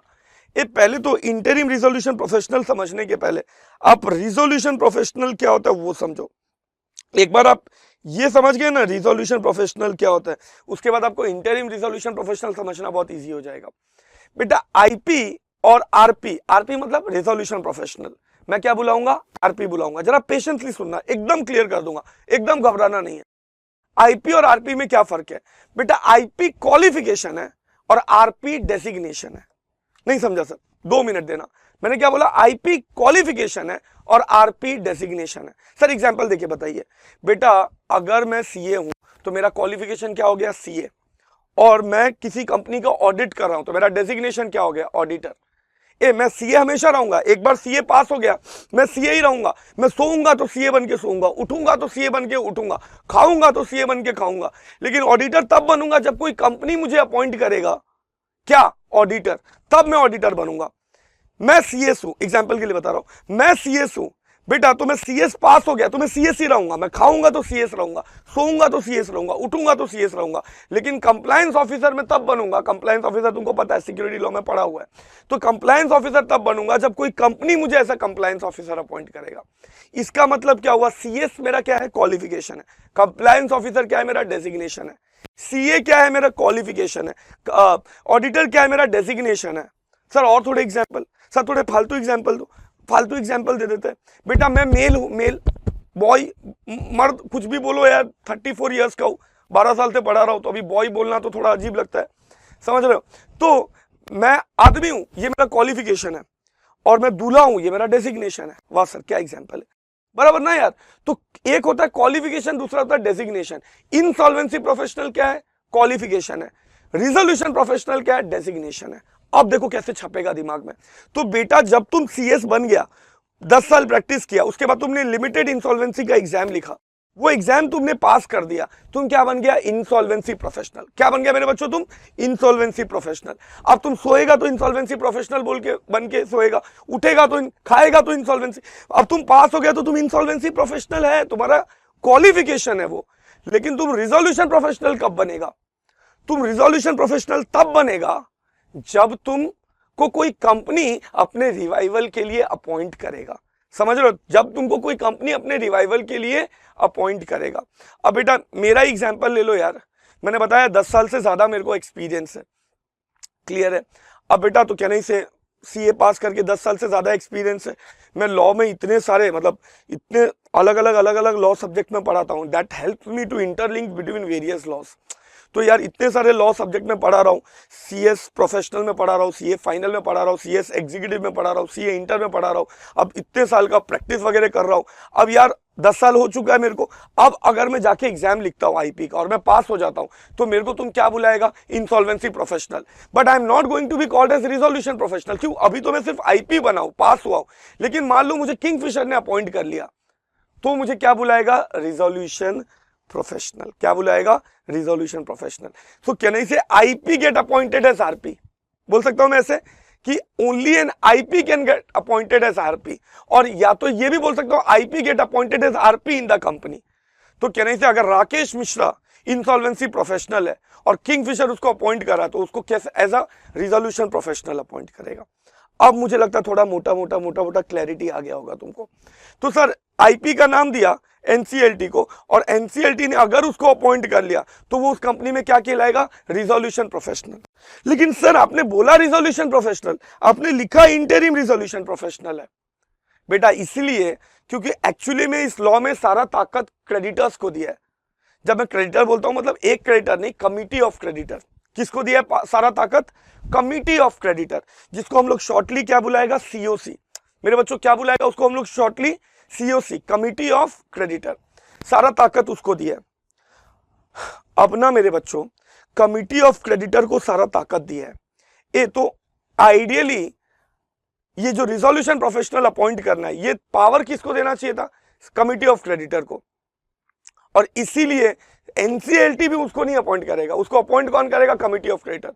सर तो फिर एनसीएलटी ने इंटरिम रिजोल्यूशन प्रोफेशनल को भी क्यों अपॉइंट किया? Let the creditor appoint RP. अरे भाई साहब दिमाग लगाओ अपना। अभी तो कहने से एनसीएलटी को एप्लीकेशन आया फाइनेंशियल क्रेडिटर का, ऑपरेशनल क्रेडिटर का या तो कॉर्पोरेट डेटर का। अब कहने से एनसीएलटी क्या करेगा? बुलाएगा क्रेडिटर्स को, बोलेगा आओ आओ आओ, सब क्रेडिटर्स को बुलाएगा, आओ अपना क्लेम दो, और ताकि उनकी बाद में कमिटी बना सके, और वो कमिटी बनने के बाद वो आरपी अपॉइंट करेंगे। और वो बुलाने के लिए भी कौन बुलाएगा? Sir NCLT. एनसीएलटी वेला है क्या? एनसीएलटी के पास हजार दुनिया के काम है, पढ़ चुका है तुम कंपनीज एक्ट में। तो एनसीएलटी नहीं एडवर्टाइज करने वाला है, एनसीएलटी नहीं बुलाने वाला है क्रेडिटर्स को, तो उसके लिए कोई बंदा होना चाहिए, कोई प्रोफेशनल होना चाहिए, इसीलिए इसको अपॉइंट कर लिया इंटरिम रिजोल्यूशन प्रोफेशनल। तो ये आईपी को उसने क्या अपॉइंट किया? Interim resolution professional. अब ये करेगा सब काम। शेयर होल्डर अपना क्रेडिटर्स को बोलेगा आओ आओ अपना क्लेम दो, वो लोग आके अपना क्लेम देगा, वो सारा क्लेम वेरीफाई करेगा, और उसके बाद कमिटी बनाएगा क्रेडिटर का, और वो बंदा आरपी बनाएगा। सर तो वो बंदा मतलब वो committee of creditors resolution professional को अपॉइंट करेंगे। सर तो आईआरपी भी आरपी बन सकता है क्या? सर आईआरपी भी आरपी बन सकता है क्या? जी बिल्कुल बन सकता है। आईआरपी भी आरपी बन सकता है, चाहे तो आईआरपी ही आरपी बना दिया जाएगा या किसी और को अपॉइंट करेगा, पढ़ेंगे, थोड़ा पेशेंस रखो। बट कहने से एनसीएलटी ने क्या किया? आईपी को क्या अपॉइंट कर लिया? आईआरपी अपॉइंट कर लिया। अब आईआरपी आ गए इंटरिम रिजोल्यूशन प्रोफेशनल। अब ये इंटरिम रिजोल्यूशन प्रोफेशनल लोग क्या करेंगे बेटा? अब ये लोग क्या करेंगे? एडवर्टाइज करेंगे, एडवर्टाइज न्यूज़पेपर में करेंगे, लेकिन हम लोग लैंग्वेज क्या यूज करेंगे? थोड़ा professional language. Will not use advertisement. समझ लो, सामान नहीं बेच रहे हो ना, हम क्या यूज करेंगे? Public announcement. हम न्यूज़पेपर में एडवर्टीजमेंट देंगे जिसको हम क्या बोलेंगे? Public announcement. कौन करवाएगा ये? Interim resolution professional, that is a designation who is going to conduct all the works of this company. अब ये इंटरिम रिजोल्यूशन प्रोफेशनल क्या करेगा? एडवर्टीजमेंट करवाएगा और बोलेगा आओ आओ क्लेम देके जाओ। अब ये एडवर्टीजमेंट देख के कंपनी के जो भी क्रेडिटर्स है वो सब आके क्लेम देंगे। सर लेकिन एडवर्टीजमेंट में क्या क्या रहने वाला है सर? आपने ये तो बताया ही नहीं। अब ये सब आगे एकदम डिटेल में बताऊंगा, लेकिन कुछ बेसिक चीजें तो रहना ही पड़ेगा। जैसे अगर मैं एडवर्टाइज करवा रहा हूं, मैं बता रहा हूं कि कंपनी का रिजोल्यूशन प्रोसेस चालू होने वाला है, जो भी क्रेडिटर्स का क्लेम है वो आके अपना क्लेम दे दो। ये तो डोंट यू थिंक उसके लिए मुझे ये बताना पड़ेगा कौन सी कंपनी है, तो नेम ऑफ द कंपनी बताना पड़ेगा। फिर क्लेम किसको देना है? क्लेम देना किसको है? कंपनी बहुत बड़ी है, बहुत सारे एम्प्लॉइज है, बहुत सारे ऑफिसर्स है, तो क्रेडिटर्स भटकते बैठेंगे क्या? कुंभ जैसा कहां पे जाऊं कहां पे जाऊं? कौन से क्रेडिटर्स को देना है? तो कहने से नेम ऑफ कौन से पर्सन को देना है? तो name of IRP, interim resolution professional. मान लीजिए किंगफिशर कंपनी, तो name will be Kingfisher. IRP मान लीजिए तुम्हारा राकेश सर है, तो name will be CA Rakesh Mishra. ऐसे नेम ऑफ आईआरपी ये दोनों बता देगा। अच्छा, इसमें यह भी बताएगा कि what will be the last date of making claim. Sir क्यों सर? अरे तो कभी नींद से खुलेगा क्रेडिटर, मान लो वो पकोड़ा भाजी खा रहा था और पकोड़ा भाजी खत्म हुआ, तो उसने एक पुराना न्यूज़पेपर देखा 10 साल पुराना, उसमें देखा कंपनी है, उसका रिजोल्यूशन प्रोसेस चालू है और वो पहुंच गया कंपनी में, 10 साल के बाद पहुंच गया। ऐसा तो नहीं है मुंह उठा के कभी भी जाएगा, तो there has to be time limit, 20 दिन 30 दिन पढ़ाऊंगा मैं। तो कितने टाइम में तुमको आके अपना क्लेम सबमिट कर देना है, लास्ट डेट वो भी बता दिया जाएगा। उसके बाद आओगे तो they will not entertain you, IRP will not entertain you. तो last date of making claim. लेकिन यार बोलते ना बहती गंगा में सब हाथ धोते हैं। अब यार क्लेम का पैसा मिल रहा है, कुछ लोग सोचेंगे यार चलो हम भी अपना क्लेम सबमिट करते हैं, क्या होगा? क्या नहीं से अगर fake claim, not genuine claim, fake claim हम भी सबमिट करते हैं, क्या होगा? या तो क्लेम एडमिट हो जाएगा या तो रिजेक्ट हो जाएगा। रिजेक्ट हो गया तो उसका नुकसान क्या हुआ? वो तो क्रेडिटर था भी नहीं। एक्सेप्ट हो गया तो झूठ मूठ का क्लेम दिया था, फ्री में पैसा मिलेगा। ये चीटिंग चांसेस है ना यार। वो सोचेगा कि यार संघर्ष करना अपना कर्तव्य है, आगे सफलता असफलता ऊपर वाले के हाथ में। अबे लेकिन तू चोरी कर रहा है और ऐसा बड़ा बड़ा प्रवचन ठोक रहा है, मतलब तुम समझ रहा है। तो इसको लिखो कि अगर किसी ने फेक क्लेम दिया तो क्या पेनल्टी है, वो लिखना पड़ेगा। समझ रहे हो क्या पेनल्टी है? तो वो लिखना पड़ेगा। तो पेनल्टी फॉर फॉल्स क्लेम। अच्छा, last date of resolution process कब तक तुम्हारा रिजोल्यूशन प्रोसेस कंप्लीट हो जाना चाहिए वो भी बताएंगे। सर वो तो 180 डेज आपने ओवरव्यू में बताया था ना हमको, वो तो मैक्सिमम टाइम लिमिट है, हो सकता है उससे कम टाइम में तुम खत्म करना चाहता तो तुम वो लिख के देगा। Last date of resolution process, तो कुछ बेसिक चीजें मैंने बोला, आईआरपी एडवर्टीजमेंट में डालेगा, पब्लिक अनाउंसमेंट में क्या क्या डालेगा, एक तो कंपनी का नाम, आईआरपी का नाम, कौन सा लास्ट डेट तक क्लेम आ जाना चाहिए, फेक क्लेम दिया तो क्या पेनल्टी लगेगा, कब तक रिजोल्यूशन प्रोसेस कंप्लीट होगा, और ये सारा डिटेल पब्लिक अनाउंसमेंट का किसको दे दिया जाएगा, क्रेडिटर्स को। अब सॉरी क्रेडिटर्स को नहीं, ये सारा डिटेल्स क्रेडिटर्स किसको देगा, आईआरपी को। इसीलिए देखो पब्लिक अनाउंसमेंट किया, फिर क्रेडिटर्स, ये सारा डिटेल्स किसको सबमिट किया है, आईआरपी को किया। अब आईआरपी को तुमने क्लेम दिया, आईआरपी अंधे जैसा काम थोड़ी करेगा। आईआरपी को क्रेडिटर्स ने आके दिया, बोला मेरा 10,000, मेरा 2 लाख का क्लेम, मेरा 10 लाख का क्लेम, मेरा 50 लाख का क्लेम, मेरा 1 करोड़ का क्लेम, अपना क्लेम दे रहा है ना, तो आईआरपी अब चेक करेगा कि तेरा क्लेम जेन्यून है कि फेक क्लेम है। अगर जेन्यून क्लेम है तो फिर तो एक्सेप्ट कर देगा, फेक क्लेम है तो भगा देगा, पेनल्टी भी लगा सकता है। तो आईआरपी ने क्या करेगा, सारा क्लेम्स को वेरीफाई करेगा करेगा करेगा करेगा, और सारा क्लेम्स वेरीफाई करने के बाद, सारा क्लेम्स वेरीफाई करने के बाद आईआरपी क्या करेगा, कमिटी ऑफ क्रेडिटर बनाएगा। मान लीजिए 500 क्रेडिटर है, मान लीजिए 1000 क्रेडिटर है, तो 1000 क्रेडिटर्स का क्लेम वेरीफाई किया और मान लीजिए सबका करेक्ट क्लेम था, तो इनका एक कमिटी बनाएगा। इनका क्या बनाएगा मेरे बच्चों, कमिटी ऑफ क्रेडिटर बनाएगा। अब असली लोग आए, एक्चुअली में कंट्रोल इनके हाथ में होता है, मतलब क्या नहीं से आईआरपी या आरपी तो काम करते हैं ना यार, कंट्रोल कमिटी ऑफ क्रेडिटर के हाथ में होता है। और ये अच्छी चीज है, कंपनी लॉ में वाइंडिंग अप में आपने पढ़ा था, शेयर होल्डर के हाथ में बहुत सारा कंट्रोल दिया है।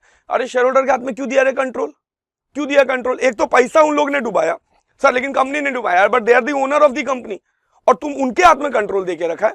कंट्रोल उनके हाथ में होना चाहिए जिसका डूबा है पैसा, क्रेडिटर्स का। आईबीसी ने क्रेडिटर्स के हाथ में कंट्रोल दिया है। अब कहने से सारा क्लेम वेरीफाई करके आईआरपी क्या करेगा, कमिटी ऑफ क्रेडिटर बनाएगा। अब मजा आएगा, अब कमिटी ऑफ क्रेडिटर बन गया ना, अब कमिटी ऑफ क्रेडिटर क्या करेगा, सीओसी क्या करेगा, अब इन लोग डिसीजन लेगा। इन लोग किसको अपॉइंट करेगा, रिजोल्यूशन प्रोफेशनल को, और ये अपॉइंट करने के लिए 66% का वोटिंग शेयर से ये पास करेगा। कितना परसेंट मेरे बच्चों, 60% का वोटिंग शेयर से पास करेगा। अब कमिटी ऑफ क्रेडिटर में 1000 क्रेडिटर्स होंगे और लेट से उनका वैल्यू है लेट से 50 करोड़, तो 50 करोड़ क्रेडिटर्स का जो वैल्यू है उसका 66% क्रेडिटर्स जिसको चाहेगा, 50 करोड़ का 66% जो भी वैल्यू आएगा, उतने वैल्यू ऑफ क्रेडिटर्स जिसको चाहेंगे क्या अपॉइंट करेंगे, रिजोल्यूशन प्रोफेशनल। सर किसको रिजोल्यूशन प्रोफेशनल अपॉइंट कर सकते हैं ये लोग, ये देखो उनकी मर्जी है। उन लोग क्या करेंगे, हो सकता है उन लोग आईआरपी को ही आरपी बना देंगे, मतलब जिस आईपी का नाम दिया होगा एफसीओसीसीडी ने और जिसको एनसीएलटी ने बाद में आईआरपी बनाया था, जिसने एडवर्टीजमेंट किया और कमिटी ऑफ क्रेडिटर बनाया, उसी को आरपी बना देंगे। क्यों, क्रेडिटर्स बोलेंगे हम तेरे काम से बहुत खुश है, तूने कितना मस्त एडवर्टीजमेंट किया, कितना फटाफट सब वेरीफाई किया और तूने हमारा कमिटी बना दिया, वेरी हैप्पी, तू ही हमारा आरपी है, 66% से पास कर दिया, बहुत अच्छी बात है। लेकिन हो सकता है क्रेडिटर्स बोलेंगे नहीं नहीं एकदम ढीला है, ये एकदम ढीला है, एडवर्टीजमेंट में सब टुकड़ा फुकड़ा लिखा था, सब फालतू चीज लिखा था, इतना टाइम डाल दिया वेरीफाई करने में, एकदम ढीलू है ये नहीं चाहिए हमको। तो सीओसी की मर्जी, वो 66% वोट पास करके कहीं से किसी दूसरे अनदर आईपी को क्या कर लेंगे मेरे बच्चों, अनदर आईपी को अपॉइंट कर लेंगे, ऐसा क्या अपॉइंट कर लेंगे एज आरपी। हो सकता है, दोनों भी हो सकता है। अब बेटा आरपी आ गया, अब ये असली काम करेगा। सर अभी तक नकली काम हो रहा था, अरे अभी तक तो हमने कुछ काम किया ही नहीं, अभी तक तो क्रेडिटर्स आए, अब तो असली कहानी शुरू होगी रिवाइवल की। अब रिवाइवल की कहानी शुरू होगी तो रिजोल्यूशन प्रोफेशनल क्या करेगा, प्रिपेयर करेगा इंफॉर्मेशन मेमोरेंडम। अब आरपी आ गया ना यार पिक्चर में, अब आरपी बोल रहा हूं मतलब रिजोल्यूशन प्रोफेशनल, तो आरपी आ गया पिक्चर में। बाय क्वालिफिकेशन आरपी लोग क्या होते हैं, इंसॉल्वेंसी प्रोफेशनल होते हैं बाय क्वालिफिकेशन। तो आरपी आ गया अभी पिक्चर में, अब वो क्या प्रिपेयर करेगा, इंफॉर्मेशन मेमोरेंडम प्रिपेयर करेगा। सर ये नया वर्ड आपने डाल दिया, मैंने बोला ना अब ये 30-40% भी अगर तुमको समझता है तो तुम्हारा काम हो गया एग्जाम में, क्योंकि जब हम पढ़ना चालू करेंगे तो अब हम डिटेल में चालू करेंगे पढ़ना, लेकिन तब तुमको एक विजुअलाइजेशन होगा, हाँ सर ने इसके बाद ये बोला था, इसके बाद ये बोला था।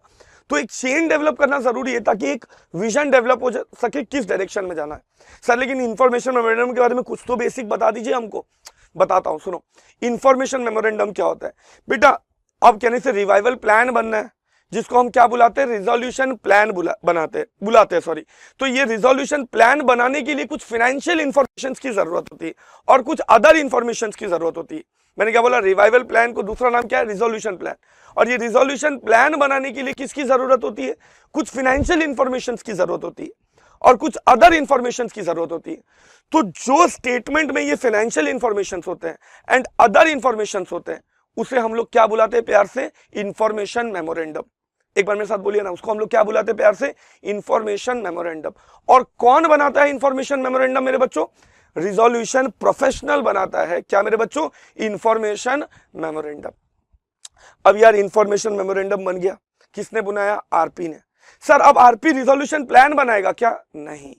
अब यहां पे 90% लोग मिस्टेक कर जाते हैं। Resolution plan, revival plan RP नहीं बनाता है, वो इंफॉर्मेशन मेमोरेंडम बनाता है और बना के वो किसको दे देता है, रिजोल्यूशन एप्लीकेंट को। सर एक और नया नाम आपने डाल दिया, बस थोड़ा थोड़ा करके नॉलेज अपने को बढ़ाना है बेटा। अब यार आरपी ने इंफॉर्मेशन मेमोरेंडम बनाया और वो किसको दे देगा, रिजोल्यूशन एप्लीकेंट को। सर तो रिजोल्यूशन प्लान एक वर्ड बोला आपने और आपने बोला वो इंफॉर्मेशन मेमोरेंडम बनाएगा, फिर आपने बोला वो रिजोल्यूशन एप्लीकेंट को दे देगा। सर लेकिन ये तो नया नाम आ गया है, ये कौन है, बताऊंगा। बस मेरे को 2 से 3 मिनट आप दे दो, थोड़ा पेशेंसली सुनो, मैं एकदम डिटेल में बताऊंगा। बेटा अब रिजोल्यूशन एप्लीकेंट क्या होता है, मुझे बताओ। इंसॉल्वेंसी में कोई अच्छी कंपनी नहीं आने वाली है जिसका फाइनेंशियल स्टेबिलिटी अच्छा है। ऐसी कंपनी आएगी जिसकी ठुकी पड़ी है, ऐसी कंपनी आएगी जिसका फाइनेंशियल इश्यूज है, जिसको फाइनेंशियल प्रॉब्लम्स है। अब यार ऐसी कंपनी आएगी तो ये रिवाइवल करने की बात कर रहे हो, इसीलिए तो रिजोल्यूशन प्लान बना रहे हो। तो ये रिजोल्यूशन प्लान बनाने के लिए कहने से पैसे की जरूरत है, और इस केस में पैसा कौन देगा, तो कोई ऐसी कंपनी देगी जिसके पास बहुत पैसा है, बहुत अमीर है वो। तो वैसी कंपनीज या वैसे लोग, सर वो कंपनी होना जरूरी नहीं, वो पर्सन भी हो सकता है। तो ऐसी कंपनी या ऐसे लोग जो कंपनी को पैसा देंगे, कंपनी को क्या देंगे, पैसा देंगे रिवाइवल के लिए, ऐसी कंपनीज को या ऐसे पर्सन को रिजोल्यूशन एप्लीकेंट बोलते हैं जो पैसे देता है। इसको और सिंपल वे में बोलूं तो किंगफिशर। किंगफिशर भाई साहब, किंगफिशर कौन है, किंगफिशर बेटा ऐसी कंपनी है जिसका फाइनेंशियल स्टेबिलिटी अच्छा नहीं है। मान लीजिए किंगफिशर रिवाइवल प्रोसेस में है, ठीक है, आईबीसी के अंदर है, इंसॉल्वेंसी बैंक्रप्सी कोड में। अब क्या होगा, उसके लिए कौन रिजोल्यूशन एप्लीकेंट बनेगा, तो मुकेश अंबानी भाई साहब आ गए। मुकेश भाई साहब बोले कि यार अपने पास पैसा बहुत है और अपन सोच रहा है कि अपन पैसा देगा किंगफिशर को। कितना चाहिए तेरे को रिवाइवल के लिए, 1000 करोड़ चाहिए, चल मैं तेरे को 1000 करोड़ देता हूँ। सिचुएशन ऐसा हुआ नहीं, ऑब्वियसली सिचुएशन है, समझाने के लिए बता रहा हूँ। मुकेश अंबानी 1000 करोड़ देगा। सर लेकिन कलयुग है, लोग अपने भाई को पैसा नहीं देते, ये क्यों देगा किंगफिशर को, अरे क्योंकि वो हो सकता है कि बहुत सारे शेयर्स ले लेगा, हो सकता है शायद टेक ओवर भी कर लेगा किंगफिशर को, एटलीस्ट किंगफिशर तो बच जाएगा। तो हो सकता है वो बोलेगा ठीक है मेरे को तेरी कंपनी में 55% शेयर्स चाहिए, या हो सकता है बोलेगा मेरे को तेरी कंपनी में 40% शेयर्स चाहिए। तो कल को कहने से वो पैसा दे रहा है, तो कंपनी अगर रिवाइव हो गया तो कहने से प्रॉफिट कमाएगा, तो वो भी तो इंजॉय करेगा पैसे को। कल को अगर वो मेजॉरिटी शेयर होल्डर होगा तो मेजॉरिटी डिविडेंड भी मिलेगा, मेजॉरिटी स्टेक भी है, कंपनी का इनकम उसका इनकम हो जाएगा, इसलिए पैसा देगा। मतलब इसको सिंपल लैंग्वेज में ये बोलूं, रिजोल्यूशन एप्लीकेंट वो बंदा है जो कंपनी को या तो टेक ओवर कर रहा है, मतलब वो जो मरती हुई कंपनी है लेट्स से किंगफिशर, या तो उसको टेक ओवर कर रहा है, तो उसके मेजॉरिटी स्टेक ले रहा है और उसके बदले वो उसको क्या दे रहा है, पैसे दे रहा है ताकि रिवाइवल हो सके। क्लियर है। तो रिजोल्यूशन एप्लीकेंट को देगा, क्या देगा, insolvency professional, I mean RP बोलते हैं उसको हम लोग। रिजोल्यूशन प्रोफेशनल क्या देगा, इंफॉर्मेशन देगा, किसको देगा, रिजोल्यूशन एप्लीकेंट को। रिजोल्यूशन एप्लीकेंट कौन है मेरे बच्चों, वो लोग हैं जो रिजोल्यूशन प्लान बनाने वाले हैं, रिवाइवल प्लान बनाने वाले, और उस प्लान के लिए उन लोग क्या दे रहे हैं, पैसे दे रहे हैं। यहां तक सबको क्लियर है, यहां तक भाई साहब सबको क्लियर है। आगे अब रिजोल्यूशन एप्लीकेंट क्या करेगा, रिजोल्यूशन प्लान प्रिपेयर करेगा। तो इसका तुम लोग ध्यान देना, मॉड्यूल में 1-2 जगह पे थोड़ा सा एरर हो गया है, मतलब उन्होंने लिखते लिखते जोश में ना रिजोल्यूशन प्रोफेशनल की जगह 1-2 जगह पे, नॉट एवरी प्लेसेस, क्या लिख दिया है, सॉरी रिजोल्यूशन एप्लीकेंट की जगह पे रिजोल्यूशन प्रोफेशनल लिख दिया। तो you need to be careful. तो who will going to prepare resolution plan, who will going to prepare resolution plan मेरे बच्चों, resolution applicant will prepare resolution plan. तो अब रिजोल्यूशन एप्लीकेंट आएगा भाई साहब, और वो क्या प्रिपेयर करेगा, रिजोल्यूशन प्लान प्रिपेयर करेगा, और वो प्लान प्रिपेयर करके किसको दे देगा, रिजोल्यूशन प्रोफेशनल को। सर रिजोल्यूशन प्लान क्या होने वाला है सर, ये रिवाइवल प्लान होने वाला है। सर उस रिवाइवल प्लान में क्या होने वाला है, उसीलिए तो तुमको पूरा चैप्टर पढ़ना है, पूरा एक्ट पढ़ना है। मैंने बताया ना तुम्हारा इलेक्टिव में 100 मार्क का आता है, और तुम्हारा पार्ट 5 अपना पेपर 5 में जो तुम्हारा पार्ट 2 है उसमें भी मेजॉरिटी इसी चैप्टर से, इसी एक्ट से आता है। तो यार उसी में तो ये सब डिटेल में हम लोग अंदर जाके पढ़ेंगे, बट अभी के लिए समझो कंपनी को के रिवाइव के लिए अलग अलग स्कीम्स बनाएगा, अलग अलग प्लान्स बनाएगा, दैट इज रिजोल्यूशन प्लान। कौन बनाएगा? एप्लीकेंट, और वो प्रिपेयर करके किसको दे देगा? रिजोल्यूशन प्रोफेशनल को। सर लेकिन अब वो रिजोल्यूशन प्रोफेशनल को क्यों दे रहा है? प्रिपेयर हो गया ना, बस फाइनलाइज करो। अरे रिजोल्यूशन एप्लीकेंट के पास पैसे भले बहुत सारे होंगे, हो सकता है लीगल नॉलेज नहीं होंगे, डोंट यू थिंक? प्लान तो उसने बहुत अच्छा बनाया, लेकिन उसमें बहुत सारे लॉस के नॉन कंप्लायंसेस के पॉसिबिलिटीज है, बहुत सारे लोगों के साथ हो सकता है भेदभाव हो, तो डोंट यू थिंक वो सारी चीजों को नॉक ऑफ करना जरूरी है, और इसीलिए रिजोल्यूशन प्लान बनाना जरूरी है। समझ रहे हो? और वो प्लान बनाने के बाद इसीलिए क्या जरूरी है कि उसको रिजोल्यूशन प्रोफेशनल को दो, ताकि रिजोल्यूशन प्रोफेशनल क्या वेरीफाई कर सके कि भाई साहब रिजोल्यूशन एप्लीकेंट ने, सुनिए मेरी बात, रिजोल्यूशन एप्लीकेंट ने जो प्लान बनाया है उस प्लान में क्या अच्छा है, क्या बुरा है, लीगली कुछ वायलेशन तो नहीं है, कोई गाइडलाइंस का तो वायलेशन नहीं, वो सारी चीजें वेरीफाई करेगा। अगर कोई एक्ट का वायलेशन हुआ है, कोई गाइडलाइंस का वायलेशन हुआ है, तो कैसे प्रोफेशनल एप्लीकेंट को बोलेगा कि ये गलत है, इसको ठीक कर। और अगर सब कुछ सही है तो अब रिजोल्यूशन प्रोफेशनल क्या करेगा? मैंने क्या बोला, अल्टीमेटली इस एक्ट में सारा डिसीजन मेकिंग पावर किसके पास है? कमिटी ऑफ क्रेडिटर के पास। अब ये प्लान, रिजोल्यूशन प्लान उठा के रिजोल्यूशन प्रोफेशनल किसको दे देगा? कमिटी ऑफ क्रेडिटर को। और क्या बोलेगा? बोलेगा देख, ये कंपनी के जीने का पेपर है। सर क्या ये? रिवाइवल प्लान है, रिजोल्यूशन प्लान है, जो रिजोल्यूशन एप्लीकेंट ने बनाया है। ये कौन बोल रहा है? प्रोफेशनल बोल रहा है कि ये रिजोल्यूशन एप्लीकेंट ने बनाया है, और मैंने चेक किया है इसमें सारे लॉस फॉलो हो रहे हैं, कुछ गड़बड़ नहीं है, और सीओसी को दे देगा। सीओसी प्लान देखेगा, बोलेगा well I find this plan super, well done mister applicant, well done. अब क्रेडिटर्स खुश है इससे, वो प्लान को अप्रूव कर देगा। लेकिन मैंने क्या बोला, अप्रूवल देगा तो कितने परसेंट वोटिंग से देगा बेटा?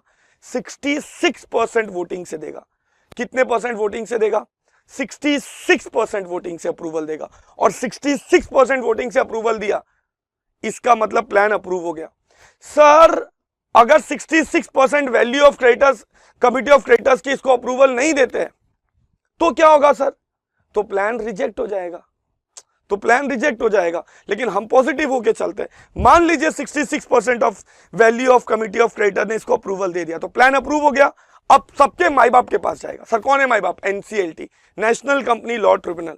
उसको भी देखना होता है, अल्टीमेटली उसको पूरा कंट्रोल करना है, तो एनसीएलटी के पास जाएगा। एनसीएलटी भी चेक करेगा, एनसीएलटी देखेगा एप्लीकेंट ने अपना काम ठीक से किया है क्या, ओके, प्रोफेशनल ने अपना काम ठीक से किया है, ओके, सीओसी ने अपना काम ठीक से किया, ओके, सारे लॉस फॉलो हो रहे हैं, प्लान भी अच्छा है, सब कुछ जब देख लेगा एनसीएलटी, तो एनसीएलटी प्लान का अप्रूवल दे देगा।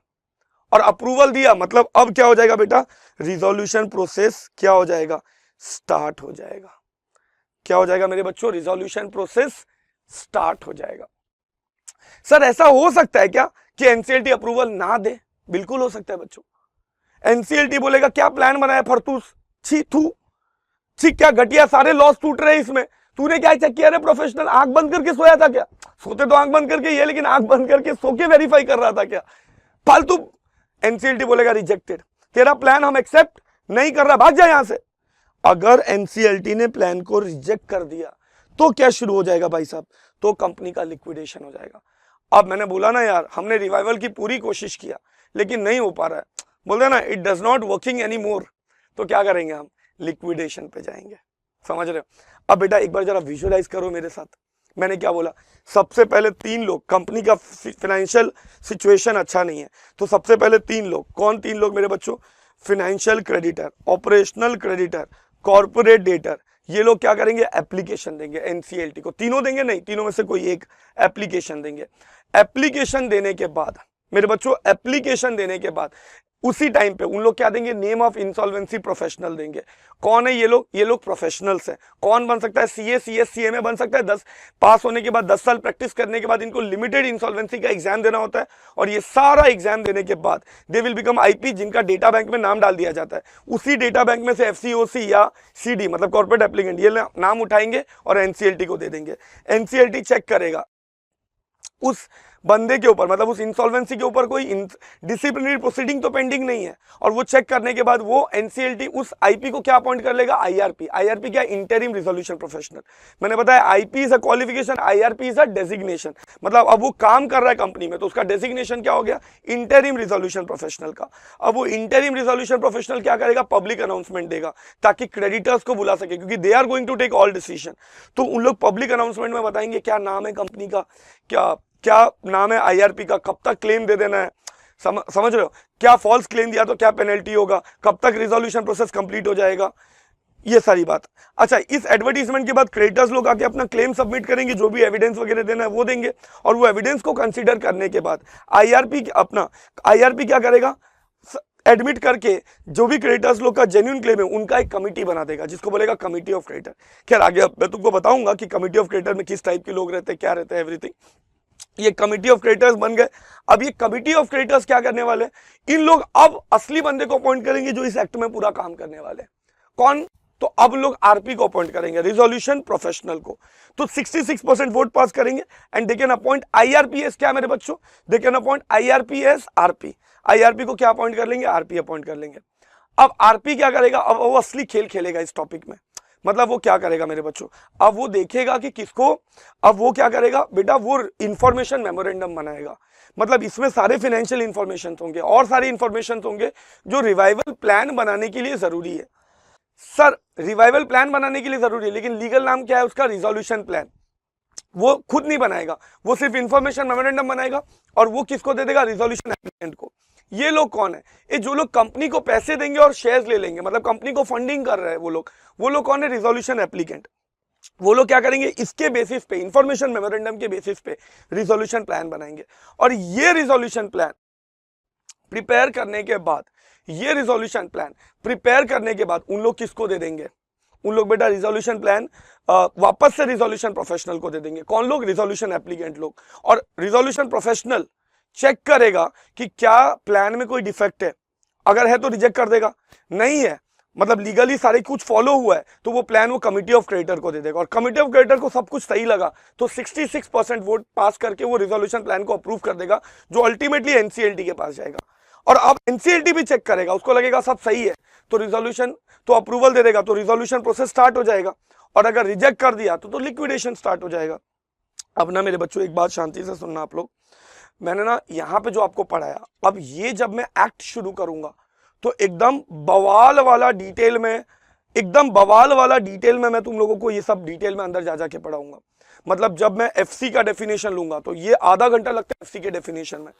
फिर जब मैं प्रोसेस पढ़ाऊंगा, एनसीएलटी किस प्रकार से आईआरपी को अपॉइंट करता है, आईआरपी किस प्रकार से आरपी को अपॉइंट करता है, ये अपने आप में आधे आधे घंटे का टाइम है, लगता है 20-20 मिनट लगता है, 25-25, मतलब बड़े बड़े कॉन्सेप्ट है, उन सबका नोट्स है, दिख रहा है ऐसे सब नोट्स बना हुआ है, तो तुम्हारा क्या टाइम ईजी हो जाएगा। देखो मैंने बताया था ना वो सब पूरा प्रोसेस, तो ये सब। लेकिन अभी मैंने तुमको ये क्यों पढ़ाया बेटा, इसलिए क्योंकि जब मैं तुमको अंदर जाके पढ़ाऊंगा ना सब्जेक्ट के डिटेल में, तो तुमको एक ओवरव्यू क्लियर होगा कि इसके बाद ये हो रहा है, इसके बाद ये, इसके बाद ये, तुमको मजा आएगा। नहीं तो क्या होता है, हम पढ़ तो लेते हैं लेकिन हमें ये चेन ऑफ इवेंट नहीं समझता है, इसलिए ओवरव्यू जरूरी था।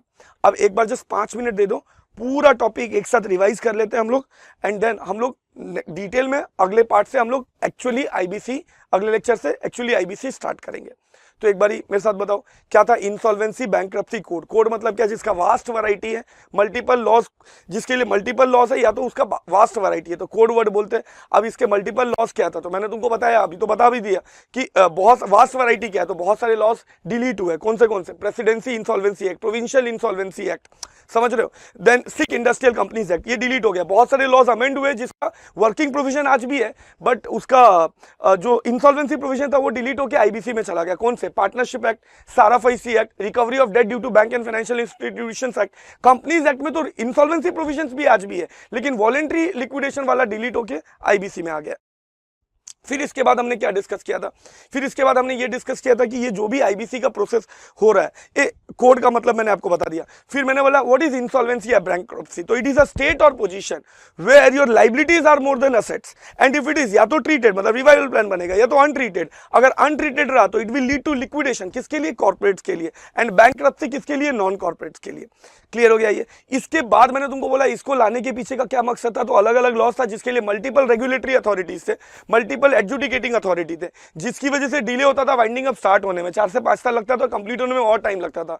इसकी वजह से जो बिजनेस कर रहा है, जो कंपनीज एंटिटी है, उनका लेट से वाइंडिंग अप होगा तो नया बिजनेस वो स्टार्ट ही नहीं कर पाते थे, पूरा टाइम वेस्ट हो जाता था, प्लस डेप्रिशिएबल असेट का वैल्यू भी गिर जाता था, और जो क्रेडिटर्स है उनको पैसे मिलने में लेट हो जाता था, तो सबका नुकसान था। तो इन्होंने बोला एक ही रेगुलेटरी अथॉरिटी चाहिए। एक रेगुलेटरी अथॉरिटी कब मिलेगा मेरे बच्चों? तो जब एक एक्ट रहेगा। तो इन्होंने क्या किया, बहुत सारे लॉस को डिलीट करके, बहुत सारे अमेंड करके एक आईबीसी बनाया और बहुत सारे एंटिटीज को यहीं पे डाल दिया। और अब इनको क्या करना है, अगर ये भले किसी भी एक्ट में कवर्ड है, लेकिन अगर इनका रिवाइवल होना है या लिक्विडेशन होना है तो ये आईबीसी देखेंगे। तो एक ही एक्ट है, तो उसके अंदर एक रेगुलेटरी अथॉरिटी बना दिया। तो लॉ कब आया था? 28 मई 2016। तो ऑब्वियसली आईबी, उसका जो रेगुलेटरी अथॉरिटी कौन है? IBBI, insolvency bankruptcy board of India. अब कहने से ये कब आएगा? उसके बाद आएगा, तो 1 अक्टूबर 2016 को आया। अब कहने से कोई भी एंटिटी, मेजॉरिटी एंटिटीज अब यहीं पे कवर्ड है, तो इनको अगर रिवाइवल होना है या इनको लिक्विडेट होना है तो इनको किसके रेगुलेशन सुनने? आईबीबीआई के। और इसका एक ही एडजुडिकेटिंग अथॉरिटी, अगर तुम कंपनी है तो NCLT, NCLAT supreme court, corporate है तो, नॉन कॉर्पोरेट है तो डीआरटी, डीआरएटी सुप्रीम कोर्ट। क्लियर हो गया ये? अच्छा, इसके बाद मैंने आप लोगों को क्या पढ़ाया, क्या प्रोसेस है? तो 3 लोग एप्लीकेशन करेगा, financial operational corporate data, name of IP देगा एनसीएलटी को, एनसीएलटी देखेगा उसके ऊपर कोई डिसिप्लिनरी प्रोसीडिंग पेंडिंग नहीं है तो उस इंसॉल्वेंसी प्रोफेशनल को इंटरिम रिजोल्यूशन प्रोफेशनल अपॉइंट करेगा, और ये बंदा क्या करेगा? पब्लिक अनाउंसमेंट करेगा, जिसके बेसिस पर क्रेडिटर्स आके अपना क्लेम देंगे, और आईआरपी उसको क्या अपॉइंट कर लेगा, क्या फॉर्म करेगा? कमिटी ऑफ क्रेडिटर, वेरीफाई करने के बाद, और कमिटी ऑफ क्रेडिटर 66% वोट से आरपी को अपॉइंट कर लेगा। ये तो आईआरपी को आरपी बना देगा, तो किसी और आईपी को आईआरपी बना देगा। और उसके बाद ये जो आरपी लोग हैं, ये लोग इंफॉर्मेशन मेमोरेंडम बनाएंगे और रिजोल्यूशन एप्लीकेंट को दे देंगे, जो लोग उस डेटा के बेसिस पर रिजोल्यूशन प्लान बनाएंगे, जो वापस से आरपी को देंगे, जो legal compliances, IBBI guidelines compliances सब चेक करेगा, और ये प्रिपेयर करके वो किसको दे देगा मेरे बच्चों? ये सीओसी को देगा। सीओसी का 66% अप्रूवल आया, उसके बाद क्या होगा? एनसीएलटी को देगा, और एनसीएलटी ने अप्रूवल दे दिया तो रिजोल्यूशन प्लान स्टार्ट हो जाएगा, और रिजेक्ट कर दिया तो लिक्विडेशन स्टार्ट हो जाएगा। क्लियर है? तो अब हम लोग अगले वीडियो में डिटेल में डिस्कस करेंगे। अच्छा, ये आईबीसी मैंने बताया इलेक्टिव में, पेपर 9 में तो पूरा 100 मार्क्स का ओपन बुक है, 8 पेपर है इलेक्टिव का, लेकिन पेपर 5 के पार्ट 2 में इसका मेजॉरिटी मार्क्स के लिए आता है ये, तो उसका वेटेज वगैरह मैं अलग से डिस्कस करने वाला हूँ। जब वो टॉपिक का इंट्रोडक्शन दूंगा, सब्जेक्ट का इंट्रोडक्शन दूंगा, तो उसका अलग से करूंगा। ये मैंने तुमको आईबीसी के कॉन्सेप्ट को एक्सप्लेन करने के लिए तुमको ये बताया मैंने। तो I hope you find it useful. अब ये जो है, ये मैं बोला ना तुमको, अब 30-40% भी अगर समझ गया तो अगले वीडियो से जब हम लोग डिटेल में डिस्कस करेंगे तो तुमको पूरा क्लैरिटी आ जाएगा। चलिए, thank you very much, God bless you.